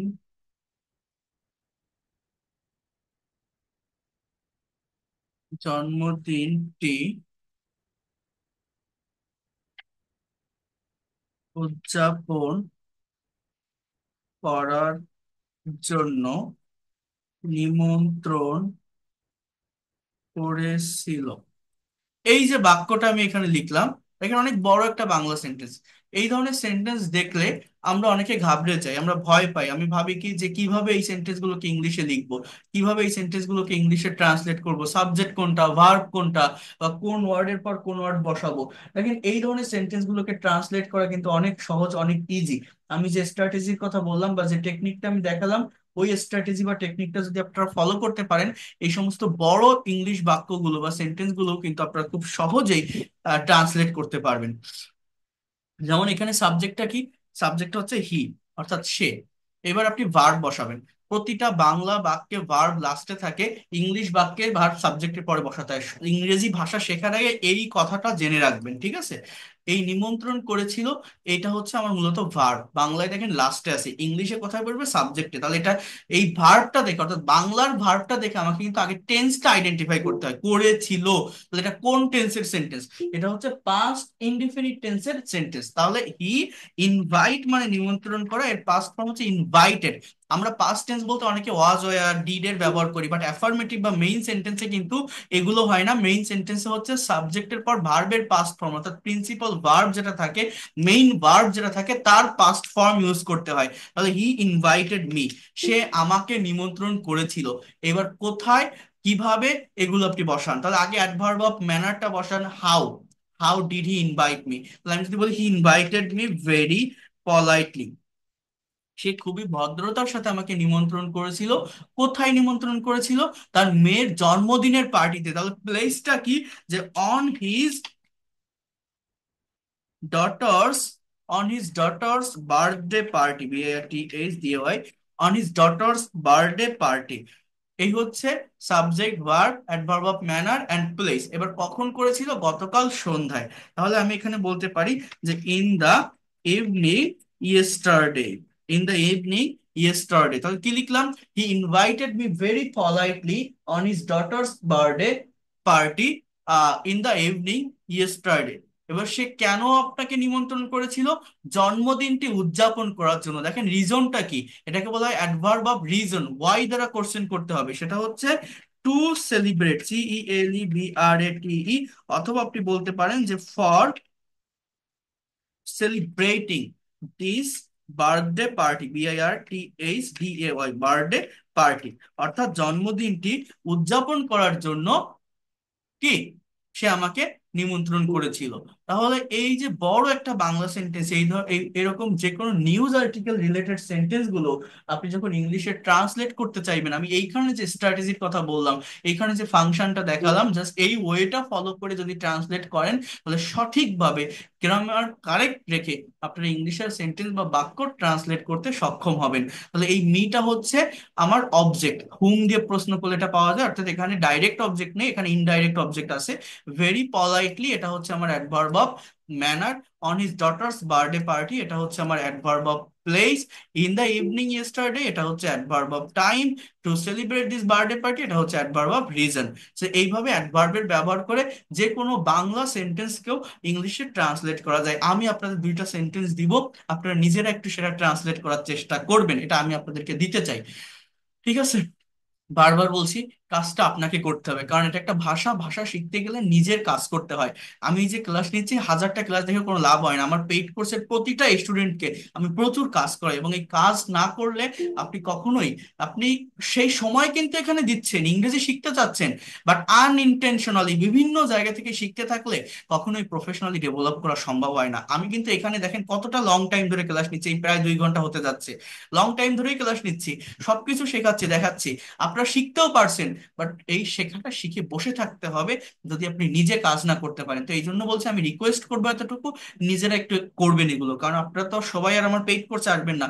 আপনি ইমাজিন করতে পারেন, যেটা বলছিলাম, গতকাল জাস্ট একটা ফ্রি ক্লাস নিয়েছে, আজকে তো আপনাদের সেকেন্ড ফ্রি ক্লাস এই নতুন ব্যাচে।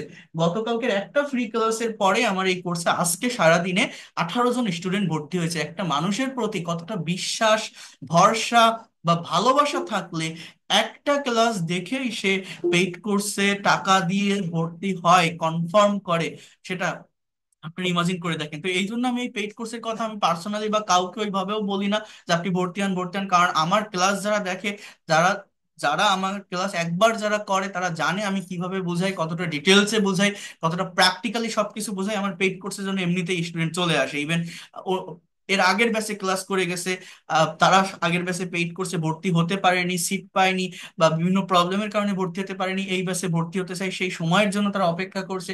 সেরকমও অনেক স্টুডেন্ট আছে যারা প্রতিদিন ভর্তি হচ্ছে এই নতুন ব্যাচের জন্য। নতুন ব্যাচ 10 তারিখ থেকে শুরু হবে। যারা ভর্তি হতে চান তারা এখনো পর্যন্ত জানাতে পারেন।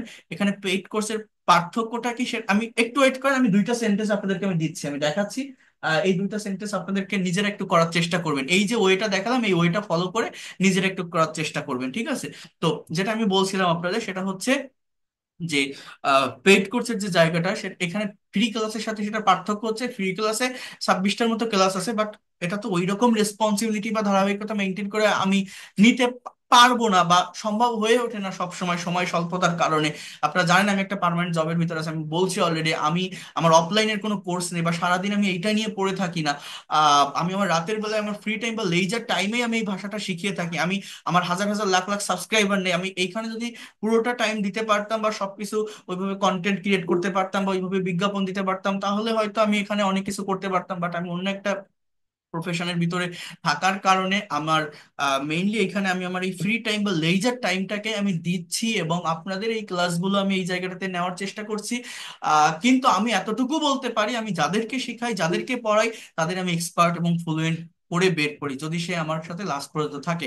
আমার তো আর হাজার হাজার স্টুডেন্টের প্রয়োজন নেই, কারণ আমি তো দেখছি বাংলাদেশের কত বড় বড় প্রতিষ্ঠান আছে, নাম করা প্রতিষ্ঠান আছে, আমি কারো নাম বলবো না। হ্যাঁ, সেখান থেকে মানুষ শেখে, তাদের কত বই মানুষ কেনে বিক্রি করে, কত ধরনের বিজনেস। বাট 60 ঘন্টার ক্লাস, এতগুলো ক্লাস, রেকর্ডেড ক্লাস শিখলেই আপনি, এই প্যাকেজ কিনলেই আপনি ইংলিশ এক্সপার্ট হবেন। সেখানে কি দেওয়া থাকে জানেন? ঘরে বসে এই ইংরেজিগুলো বলতে হয়, ট্রেনে বসে এটা বলতে হয়, বাসে বসে এটা বলতে হয়, বা ইংরেজি শেখার জন্য এই রুলস গুলো প্র্যাকটিস করুন, ইংলিশ শেখার 66টা রুলস। এই যে সাবজেক্ট প্লাস বিভার plus having problem plus extension, যেমন আমার ঘুমের প্রবলেম হচ্ছে, I am having problem with sleep, তাহলে আমার ল্যাপটপ নিয়ে সমস্যা হচ্ছে, I am having problem with my laptop, আমার বাইক নিয়ে সমস্যায় পড়ছে, I am having problem with my bike, তাহলে আমি একটা করে দিলাম, বাকিগুলো আপনারা করেন। অনেকে এগুলো কমেন্টে দেয়, অনেক এনজয় করে, ভাবে কত সুন্দর স্পোকেন ইংলিশ শিখছি, কত সুন্দর ইংরেজি ভাষা শিখছি। বাট বিশ্বাস করেন, যারা এই রুলস পড়ায়, এই ছোট ছোট স্ট্রাকচারের ভিতরে যারা সীমাবদ্ধ, তারা কখনোই ইংলিশে প্রফেশনাল এক্সপার্ট হতে পারবে না। এইটা শিখেই বসে থাকতে হবে। বাট আমি যেটা করি, আপনারা তো জাস্ট এই দুইটা ক্লাস দেখছেন, আপনারা আরো অনেক ফ্রি ক্লাস আছে, সেগুলো করেন, দেখেন, তাহলে বুঝতে পারবেন আমি প্র্যাকটিক্যালি কিভাবে স্পিকিং করতে হয়, প্র্যাকটিক্যালি কিভাবে রাইটিং এক্সপার্ট হতে হয়, সেগুলো আমি দেখাই দেই। এবং আমি সব সময় এই ল্যাঙ্গুয়েজের অরিজিনটা নিয়ে কাজ করি, যে এর শুরুটা কোথায়, আমরা স্টুডেন্টরা পারে না কেন, মূলত কোন জায়গাটাতে ফোকাস করতে হবে, কোন জায়গাটায় হাত দিতে হবে। আর আমি এভাবেই শেখাই, যাতে করে প্রতিটা স্টুডেন্ট এই ল্যাঙ্গুয়েজটাকে তার একটা অ্যাসেট বা সম্পদ হিসাবে নিতে পারে, যাতে করে সে তার নেক্সট জেনারেশনকে শেখাতে পারে। এবং ফ্রি ক্লাসে এই যে আমি মিউট করে রাখতেছি, আপনাদেরকে আমি পড়াচ্ছি, আপনারা আমার কথাগুলো শুনছেন। আর পেইড কোর্সের বেনিফিট হচ্ছে টু ওয়ে কমিউনিকেশন থাকে, ল্যাঙ্গুয়েজ ক্লাব থাকে, স্পিকিং প্র্যাকটিসের সুযোগ থাকে আমার অধীনে থেকে, কোনো ভুল হলে আমি ধরাই দেই। এবং যে কোনো বিষয় নিয়ে প্রশ্ন করতে পারে। সেখানে 70টা ক্লাস, 3 মাসের কোর্স, ইভেন শুধু 3 মাস না, যতদিন না পর্যন্ত এক্সপার্ট এবং ফ্লুয়েন্ট হতে পারবেন আপনি সেখানে থাকতে পারবেন, সেই সুযোগটাও আমি আপনাদের দিয়ে থাকি। তার জন্য আলাদা কোনো টাকা পে করতে হবে না। এটা টোটাল কোর্স ফি 2000 টাকা। ইভেন এই 2000 টাকা আমি একবারও নেই না, আপনারা 1000 টাকা অ্যাডভান্স করেও পেইড কোর্সের ক্লাস শুরু করতে পারবেন। তো আমি একটা বার ডিটেলসটা আমি বলে দিচ্ছি, তারপর আমি আবার একটু এই পড়ার ভিতরে আসবো। আমি দুইটা সেন্টেন্স একটু আপনাদেরকে দেখাবো, একটু ওয়েট করেন আপনারা। এখানে আমি গতকাল বলেছিলাম, যেহেতু তো খুব বেশি টাইম নিব না, বাট অনেকেই ভর্তি হতে চায়, বারবার ইনবক্সে ডিটেলস জানতে চায়, এখানে বলে দিলে আর প্রবলেম হয় না। আর যারা ভর্তি হবেন না, দরকার নেই, আমি তো কাউকে বলছি না ভর্তি হতে, আপনারা ফ্রি ক্লাসগুলো করেন, এখানেও ধারাবাহিকভাবে ক্লাস হবে, অনেক কিছু শিখতে পারবেন, জানতে পারবেন, নিতে পারবেন। কিন্তু আমি কিভাবে পড়াই আমার স্টুডেন্টদের, পেইড কোর্সের তাদের কোর্সের প্ল্যানটা কি, এগুলো আপনি জেনে রাখেন, আপনার বেনিফিট হবে, আপনার লাভ হবে। এই স্ট্র্যাটেজি ফলো করে আপনি নিজেও ল্যাঙ্গুয়েজটাকে ডেভেলপ করতে পারবেন নিজের মতো করে। তো যেটা বলছি, এই পেইড কোর্সে আপনার এইভাবে গুগল মিটের মাধ্যমে ক্লাস হবে। এবং আহ, সপ্তাহে 4 দিন ক্লাস থাকবে, রবি মঙ্গল বৃহস্পতি শুক্র।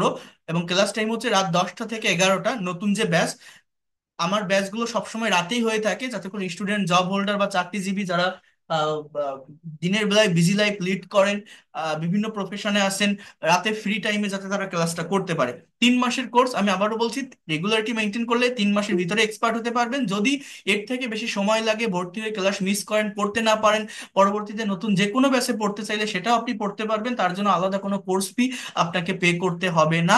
আপনার এই 2000 টাকার ভিতরেই যতদিন না পর্যন্ত এক্সপার্ট এবং ফ্লুয়েন্ট হবেন, আপনি আমার সাথে থাকতে পারবেন।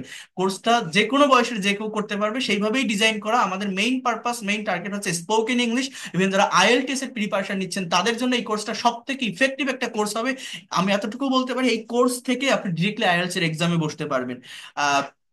স্টুডেন্ট হন আপনি, house wife, teacher, officer, job holder, freelancer বা ইমিগ্রান্ট, যারা প্রবাসী আছেন, যে কেউ এটা করতে পারবেন। প্রত্যেকটা ব্যাচে 30 জন করে স্টুডেন্ট থাকবে, প্রত্যেকটা ব্যাচে মানে মেইন যে স্পোকেনের ব্যাচ থাকবে সেখানে 30 জন স্টুডেন্ট থাকবে। প্রতিটা ব্যাচ সন্ধ্যা বা রাতে হয়, যাতে করে স্টুডেন্ট, চাকরিজীবী বা অন্যান্য পেশার মানুষেরা সময় বের করে ক্লাসগুলো করতে পারে।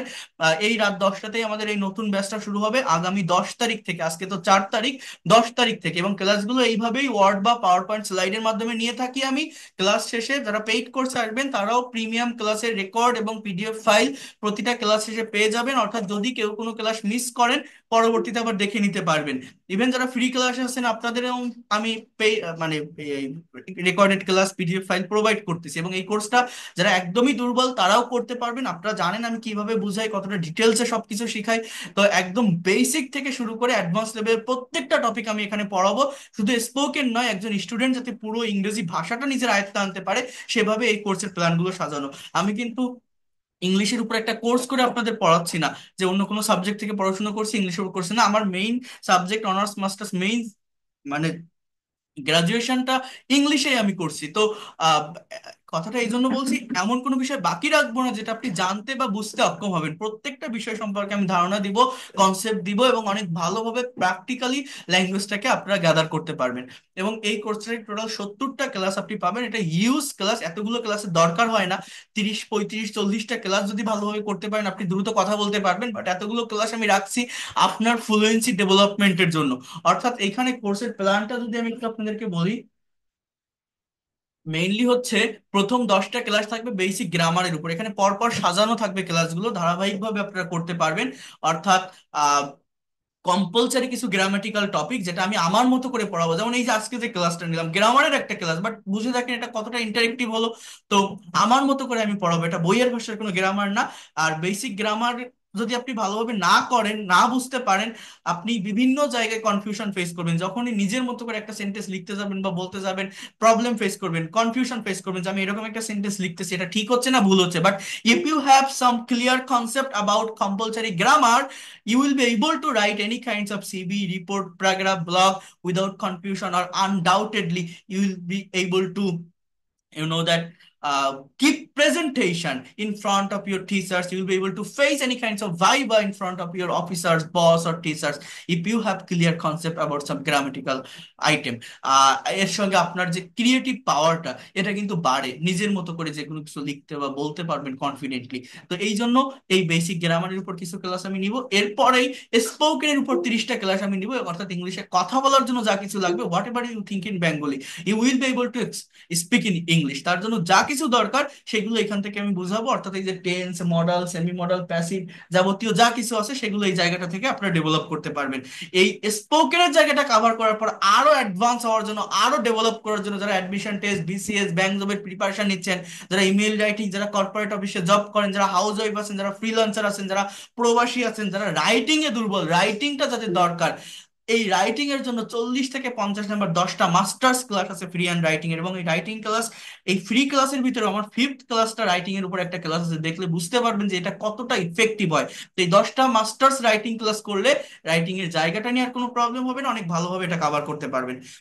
এরপর 50 থেকে 70 নাম্বার ক্লাসগুলো থাকবে। দেখেন এই 50টা ক্লাস হচ্ছে আমার মেইন কোর্সের ক্লাস, মেইন কন্টেন্টের ক্লাস। আমরা অনেকেই ইংরেজি শিখি, আপনারা এখানে অনেকেই আছেন যারা বিভিন্ন জায়গায় অলরেডি পেইড কোর্স করছেন। আমি আপনাদেরকে বলছি, আপনারা যে যে জায়গাতেই পেইড কোর্স করেন না কেন, সেই ক্লাসগুলো করবেন আর আমার এই ফ্রি ক্লাসগুলো করে যাবেন। আমার পেইড কোর্স না, যদি তার থেকে বেটার কিছু আপনি এখান থেকে শিখতে না পারেন, ফ্রি ফ্রি ক্লাসের কথা বলছি, কিন্তু আমার পেইড কোর্সের কথা বলছি না, আমার ফ্রি ক্লাস থেকেই যারা অন্য বিভিন্ন জায়গায় পেইড কোর্স করছেন সেই ক্লাসগুলোর সঙ্গে তুলনা করবেন, কম্পেয়ার করবেন। যদি বেটার কিছু না পান তখন আপনি আমাকে বলবেন। তো এই কথাটা এতটা কনফিডেন্টের সাথে কেন বলছি জানেন? আমি প্রত্যেকটা স্টুডেন্টকে আমি যখন পড়াই, আমি অনেক পরিশ্রম করে পড়াই, অনেক কষ্ট করে পড়াই, অনেক ডিটেলসে পড়াই, যাতে করে সে পুরোটা নিতে পারে। এবং আমার ভিতরে যা কিছু আসছে আমি সর্বোচ্চটা দেওয়ার চেষ্টা করি। আমি নির্দিষ্ট কোনো কন্টেন্টের ভিতরে সীমাবদ্ধ থাকি না। আপনারা যারা আমার এই ক্লাসগুলো প্রথম থেকে শেষ পর্যন্ত ধৈর্য ধরে করেন, যারা আমাকে পজিটিভ মাইন্ডে নিতে পারেন, যাদের ভালো লাগে আমার ক্লাসগুলো, তারা জানেন যে আমি কিভাবে পড়াই। তো এই জন্য আমি এটা বলি, আমি জানি যে স্টুডেন্টের মেইনলি কোনটা দরকার, কি দিতে হবে, তাদেরকে কি প্রোভাইড করতে হবে, তারা পারে না কেন, কোন জায়গাটাতে মেইনলি প্রবলেম। তো সেইভাবেই আমি কিন্তু দেখাই। তো এই জন্য এই 50টা ক্লাস নেওয়ার পরে আমরা অনেক জায়গায় কোর্স করি, টিচার্স ক্লাস নেই, স্টুডেন্টস পড়ে, শেখে, আমিও শেখালাম। শিখে বসে থাকতে হবে, আপনার কোনো কাজ হবে না যদি না আপনি নিজে কথা না বলেন, নিজের মুখ দিয়ে যদি কথা বের না করেন, নিজের ব্রেন দিয়ে যদি আইডিয়া জেনারেট না করেন। কারণ কি বলছি, এটা সায়েন্স না বা ম্যাথ না, এটা একটা ভাষা। ভাষা শিখতে গেলে নিজেকে কথা বলতে হবে। এই জন্য এই 50 থেকে 70 নাম্বার ক্লাসগুলো প্রতিদিন এই ক্লাসে বসেই একটা করে conversation practice, news paper translation এবং প্রেজেন্টেশন ক্লাস নেই। সার্টেন টপিকের উপর স্যাম্পল কোশ্চেন থাকবে, আইএলটিএস এর কিউ কার্ড টপিক, অ্যান্সার থাকবে, অ্যান্সারটা আমি রিড আউট করে বুঝাই দিব, যে ভুলটা হবে আমি ধরাই দিব, তারপরে আপনাকে কথা বলতে হবে, প্রেজেন্টেশন দিতে হবে। সেটা সেটাতে যদি কোনো প্রবলেম হয়, কোনো দুর্বল সেন্টেন্স যদি থাকে, সেটাকে কিভাবে স্ট্যান্ডার্ড সেন্টেন্সে পরিণত করা যায় বিভিন্ন প্রাফেস ব্যবহারের মাধ্যমে, ফ্রেজ ক্লজ ইউজ করার মাধ্যমে, কমপ্লেক্স বা কম্পাউন্ড সেন্টেন্স তৈরির মাধ্যমে, সেগুলো আমি আপনাদের দেখাই দিব। ওভারঅল প্র্যাকটিক্যালি ল্যাঙ্গুয়েজটা শিখাবো, এতটুকু আমি বলতে পারি। Within 3 months, you'll be expert and fluent in English. Inshallah, I can say that. I can assure you. If you do this class by maintaining regularity, আপনি পারবেন। আপনি কেন পারবেন না? আর ইংরেজি শিখতে গেলে প্র্যাকটিসের বিকল্প নেই। আর এই ক্লাসগুলো আমি এভাবেই সাজিয়েছি যাতে করে ক্লাসে বসেই আপনি আপনার প্র্যাকটিসটা করতে পারেন। এবং এখানে টোটাল কোর্স ফি হচ্ছে 2000 টাকা। আমি আবারও বলছি, আপনারা যারা পেইড কোর্সটা করতে চান, যারা পারবেন একবার দিয়ে দিবেন। আজকেও মনে হয় একজন সৌদি আরব থেকে, একজন কাতার থেকে, আরেকজন মনে হয় ইউকে থেকে টাকা দিয়েছেন, ওই যে কি বলে ট্যাপ ট্যাপ সেন্ডের মাধ্যমে দিয়েছেন একজন বিকাশে, 2,000 করেই দিছে তারা। আর বাংলাদেশ থেকে অনেকেই ভর্তি হয়েছেন, টোটাল 18 জনের মতো আজকে ভর্তি হয়েছেন আপনারা। তো আহ 1,000 টাকা অ্যাডভান্স করে ভর্তি হতে পারবেন, বাকি 1,000 টাকা পরবর্তী মাসে দিলেও হবে। এটা হচ্ছে আমার বিকাশ বা নগদ নাম্বার। আর আমার সাথে যোগাযোগ করার জন্য আপনারা এই নাম্বারটাতে নক করবেন, এই যে 0 938 689 996। এটা আপনারা হোয়াটসঅ্যাপেও পেয়ে যাবেন। এছাড়া আমার আরেকটা যে নাম্বার আমি দিয়েছিলাম আপনাদের, একটাতে যদি বিজি পান, আর গতকাল অনেকেই হোয়াটসঅ্যাপে আমাকে নক দিয়েছিলেন, বাট হোয়াটসঅ্যাপে হাজার হাজার মেসেজ আসছে, এত মেসেজের রিপ্লাই দেওয়া সম্ভব হয়ে ওঠে না। যদি খুব ইম্পর্টেন্স কথা থাকে একটু কল দিবেন, অথবা যে কথাটা বলবেন, অনেকে আসসালামু আলাইকুম আসসালামু আলাইকুম বলে রেখে দেয়, যেটা আপনি বলতে চান ডিটেলসে লিখবেন, তাহলে আমি দেখবো বা আমার মডারেটররা দেখে আমাকে কনফার্ম করবে, আমাকে নক করবে, আমি আপনাদের সঙ্গে কথা বলবো। 01997 3569557, এই দুইটা হচ্ছে আমার একদম পার্সোনাল নাম্বার। যারা ইন্ডিয়া থেকে আসেন তারাও গুগল পে বা ফোন পে করে পেইড কোর্সের ক্লাস করতে পারবেন, আমি এতটুকু বলতে পারি। আর এই দুইটা নাম্বারে আপনারা আমার সঙ্গে যোগাযোগ করবেন। যারা ভর্তি হতে চান দ্রুত ভর্তি হবেন, সিট খুব বেশি না।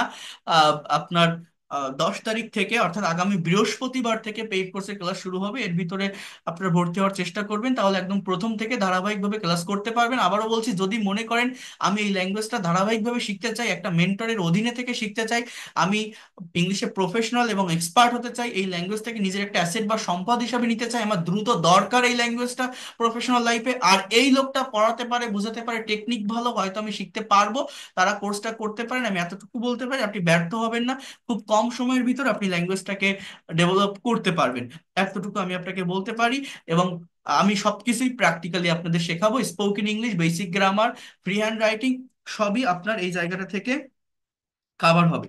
হ্যাঁ, এটা হচ্ছে মেইন কথা। আরেকটা বিষয় দেখেন, যেটা বারবার বলছি, ইংরেজি শিখতে গেলে ধারাবাহিকতা মেনটেন করতে হয়। এই কোর্সের সব থেকে বড় বেনিফিট হচ্ছে আপনি সেই ধারাবাহিকতাটা আপনি এই জায়গাটা থেকে পাবেন, এতটুকু আমি বলতে পারি। এটা হচ্ছে সব থেকে বড় বেনিফিট আপনার, ধারাবাহিকতাটা আপনি মেনটেন করতে পারবেন এই জায়গাটা থেকে। তো যারা ভর্তি হতে চান তারা জানাবেন, এই নাম্বারে নক করবেন। আপনি আজকে আমার কাছে ক্লাস করছেন, যেটা আমি বারবার বলছি, কালকে হয়তো ইউটিউব চ্যানেলে একটা ক্লাস দেখলেন, পরের দিন হয়তো ফেসবুক পেজে একটা ক্লাস দেখলেন, বিভিন্ন জায়গা থেকে দেখতে থাকলে আপনি নিজেকে প্রশ্ন করে দেখেন, আপনার দিন মাস বছর যেতে থাকবে, আপনিও শিখে যাবেন, ওই শেখাটাকে শেষ নামাতে পারবেন না। নিজের ভিতরে একটা কনফিডেন্ট আপনি পাবেন না যে না, আমি এই ল্যাঙ্গুয়েজটা এখন পুরোপুরি ভাবে পারি। আর যদি আপনি সত্যিকার অর্থে শিখতে চান, তাহলে অবশ্যই মেন্টরের অধীনে আসতে হবে, আপনাকে বুঝতে হবে কোন জায়গা থেকে শুরু করব, কোথায় শেষ করব, এবং ধারাবাহিকভাবে যদি এগোতে পারেন, দ্রুত সময়ের ভিতরে এক্সপার্ট এবং ফ্লুয়েন্ট হয়ে বের হতে পারবেন। অ্যাটলিস্ট এই ফ্রি ক্লাসগুলো করে যান, পেইড কোর্স করতে না চাইলে সমস্যা নেই, এখান থেকে অনেক কিছু শিখতে পারবেন। But two way communication, language club, আর কোর্স শেষে আপনারা সার্টিফিকেট পাবেন। আমার লেখা এই যে বইটা, এটা আমার নিজের হাতে লেখা। যারা পেইড কোর্সে ভর্তি হবেন তাদেরকে আমি আমার এই বইটা প্রোভাইড করব, আপনারা এটা কাছে রাখবেন এবং আমার ক্লাসগুলো রেগুলারিটি মেনটেন করে করবেন। আশা করি খুব কম সময়ের ভিতর, খুব দ্রুত সময়ের ভিতরে আপনারা ইংলিশে এক্সপার্ট এবং ফ্লুয়েন্ট হয়ে বের হতে পারবেন। এই যে এখানে বড় একটা বই আছে, এই বইটা আমি আপনাদেরকে প্রোভাইড করব, আপনারা এটা আপনাদের কাছে রাখবেন, এবং আবারও বলছি, রেগুলারিটি মেনটেন করে জাস্ট ক্লাসগুলো করার চেষ্টা করবেন। আশা করি কোথাও কোনো প্রবলেম হবে না, অনেক ভালোভাবে ল্যাঙ্গুয়েজটাকে ডেভেলপ করতে পারবেন। এছাড়া যারা ভর্তি হবেন, আপনি অনলাইনে ভর্তি হচ্ছেন, আপনাকে আমি একটা টাকা সেন্ড মানি করার পর আমাকে স্ক্রিনশট বা লাস্ট ডিজিটটা, এই নাম্বারেই হোয়াটসঅ্যাপ আছে, হোয়াটসঅ্যাপে জানালে আমি আপনাকে একটা আইডি কার্ড দিব, অর্থাৎ আপনার একটা আইডেন্টিটি থাকবে যে আপনি আমার ব্যাচের স্টুডেন্ট। যেহেতু অনলাইনে ক্লাস করছেন, আপনার হোয়াটসঅ্যাপ নাম্বারটা হারিয়ে যেতে পারে বা ব্যান হতে পারে, সো এরকম একটা আইডেন্টি কার্ড আপনার থাকবে। এটা যদি আপনি আমাকে শো করেন, যদি আপনার ইনকেস কোনো প্রবলেম হয়, পরবর্তীতে যে কোনো নতুন ব্যাচে আমি অ্যাড করে নিব, একদম প্রফেশনাল হইতে শিখতে পারবেন। এছাড়া আমি আরো একটা বিষয় আপনাদেরকে বলছি, সেটা হচ্ছে আমি প্রতিটা স্টুডেন্টের ব্যাচে পড়ানোর পর আমি কিন্তু 1-to-1 পার্সোনাল স্পিকিং টেস্ট নিয়ে থাকি, যে একটা স্টুডেন্ট কতটুকু ডেভেলপ করতে পারলো বা সে পারলো কিনা অ্যাকচুয়ালি। তার জন্য যে যে বিষয়টা দরকার, এইটা আমি করিয়ে থাকি, অর্থাৎ আপনাকে আমি আপনাকে দিয়ে আমি পার্সোনাল যে স্পিকিং টেস্টটা আছে সেটা আমি নিব, আপনি কতটুকু ডেভেলপ করতে পারলেন। এই একটা ছেলে দেখেন, সম্রাট নাম, কোথায় চলে গেল এই ছেলেটা, আইএলটিএস দিয়েছে, জাস্ট আমার এখান থেকে কোর্স করে 6.5 পেয়েছে। হ্যাঁ, তো তো এরকম মানে পার্সোনাল যে স্পিকিং টেস্ট গুলো আছে, এটাও আপনারা আমার এই জায়গাটা থেকে দিতে পারবেন, এতটুকু আমি আপনাদেরকে বলতে পারি। এখানে অনেকগুলো আছে, আমার এই মানে ডেস্কটপটা ফরম্যাট হওয়ার কারণে আমি সবগুলো দেখাতে পারতেছি না আপনাদেরকে। তো যেটা আমি আপনাদেরকে বলছি, একদম প্রফেশনাল ওয়েতে অফলাইনের একটা কোর্সের থেকে আপনি এখান থেকে বেটার কিছু পাবেন, এতটুকু আমি আপনাকে অ্যাসিওর করতে পারি। আর এরপরেও যদি ভালো না লাগে, ফ্রি ক্লাসগুলো অ্যাটলিস্ট করে যান, যদি মনে করেন ইংরেজি শেখার ইচ্ছা থাকে। আশা করি এই ফ্রি ক্লাস থেকে অনেক কিছু নিতে পারবেন। আর যারা আমার আগের ব্যাচগুলোতে ফ্রি ক্লাস করেছেন অলরেডি, পেইড কোর্সে ভর্তি হতে পারেননি ওই টাইমে, নতুন ব্যাচে ভর্তি হতে চাচ্ছেন, তারা দ্রুত ভর্তি হয়ে যাবেন দু একদিনের ভিতরে, কারণ সিট খুব বেশি থাকবে না, আমি এতটুকু বলতে পারি। দ্রুত ভর্তি হয়ে যাবেন, অর্থাৎ আগামীকাল বা পরশু দিনের মধ্যে ভর্তি হওয়ার চেষ্টা করবেন, তাহলে 10 তারিখ থেকে একদম প্রথম থেকে ধারাবাহিকভাবে আপনারা এই ক্লাসগুলো করতে পারবেন বা ক্লাসগুলোতে অ্যাটেন্ড করতে পারবেন, এতটুকু আমি বলে রাখলাম। যারা আগের ব্যাচগুলোতে ভর্তি হতে পারেননি, ফ্রি ক্লাস করেছেন অলরেডি। ঠিক আছে, তো আমি এখানে আপনাদের দুইটা বাক্য দিতে চেয়েছিলাম। আমি এই যে স্ট্র্যাটেজি দেখালাম, এই স্ট্র্যাটেজিটা ফলো করে বা এই টেকনিকটা ফলো করে আপনাদেরকে একটু মানে রাইটিং এর যে জায়গাটা, ভেরিয়ান্ট রাইটিং এর উপর অনেকগুলো ক্লাস আমার কাছে আছে, অনেকগুলো মাস্টার্স ক্লাস আছে। বাট আমি এই যে দুটো, এখানে একটা বাক্য আছে, পারলে একটু স্ক্রিনশট দিবেন। লেখা আছে, রাজু মাঝে মধ্যে বিকেল বেলা সাথীর সাথে দেখা করার জন্য আনন্দের সাথে তাকে একটি গোলাপ উপহার দেন। এই বাক্যটা ইংলিশে কি হবে? আপনারা একটু করার চেষ্টা করবেন, একটু স্ক্রিনশট দিয়ে নেন। আরেকটা বাক্য হচ্ছে, কি বললাম, রাজু মাঝে মধ্যে বিকাল বেলা সাথীর সাথে দেখা করার জন্য আনন্দের সাথে তাকে একটি গোলাপ উপহার দেন। আরেকটা হচ্ছে এই যে আহ তমাকে বইটি দেওয়ার জন্য করিম তার বন্ধুর সাথে একটি টেম্পুতে চড়ে বিকেল 5টায় আগ্রাবাদ থেকে চকবাজার এসেছিল। তমাকে বইটি দেওয়ার জন্য করিম তার বন্ধুর সাথে একটি টেম্পুতে চড়ে বিকেল 5টায় আগ্রাবাদ থেকে চকবাজার এসেছিল। এই দুইটা যদি আপনারা করতে পারেন, তাহলে আমি মনে করবো আমি আজকে যে ক্লাসটা নিলাম এই রাইটিং এর উপর বা এই যে সেন্টেন্স ট্রান্সলেশনের উপরে, এই ক্লাসটা সার্থক। চেষ্টা করে দেখবেন যে আপনারা এটা পারেন কিনা। না পারলে ক্লাস রেকর্ডটা দেখে যে স্ট্র্যাটেজি বা এখানে যে টেকনিক গুলো দেখালাম, এই টেকনিক গুলো ফলো করে আপনারা করবেন, দেখবেন পারবেন, সমস্যা হবে না, অনেক ভালোভাবে এটাকে ডেভেলপ করতে পারবেন। So that's all for today. এখন কারো যদি কোনো কোশ্চেন থাকে আপনারা করতে পারেন, ভর্তির বিষয় নিয়ে বা অন্য যে কোনো কোশ্চেন থাকলে আপনারা আমাকে এখন জিজ্ঞাসা করতে পারেন। আমি এই ক্লাস শেষে রেকর্ড এবং পিডিএফ ফাইল আপনাদেরকে পাঠিয়ে দিব। আর আমার সঙ্গে যারা যোগাযোগ করতে চান, যারা হোয়াটসঅ্যাপে বা ডিরেক্টলি কলের মাধ্যমে যোগাযোগ করবেন, আবারও বলছি এই দুইটা নাম্বারে নক দিবেন, আর আমার সঙ্গে কথা বলতে পারবেন পার্সোনালি। আরেকটা কথা আমি আপনাদেরকে একটু বলে রাখি, জাস্ট আমি এটা অফ করে দেই, তা না হলে এখানে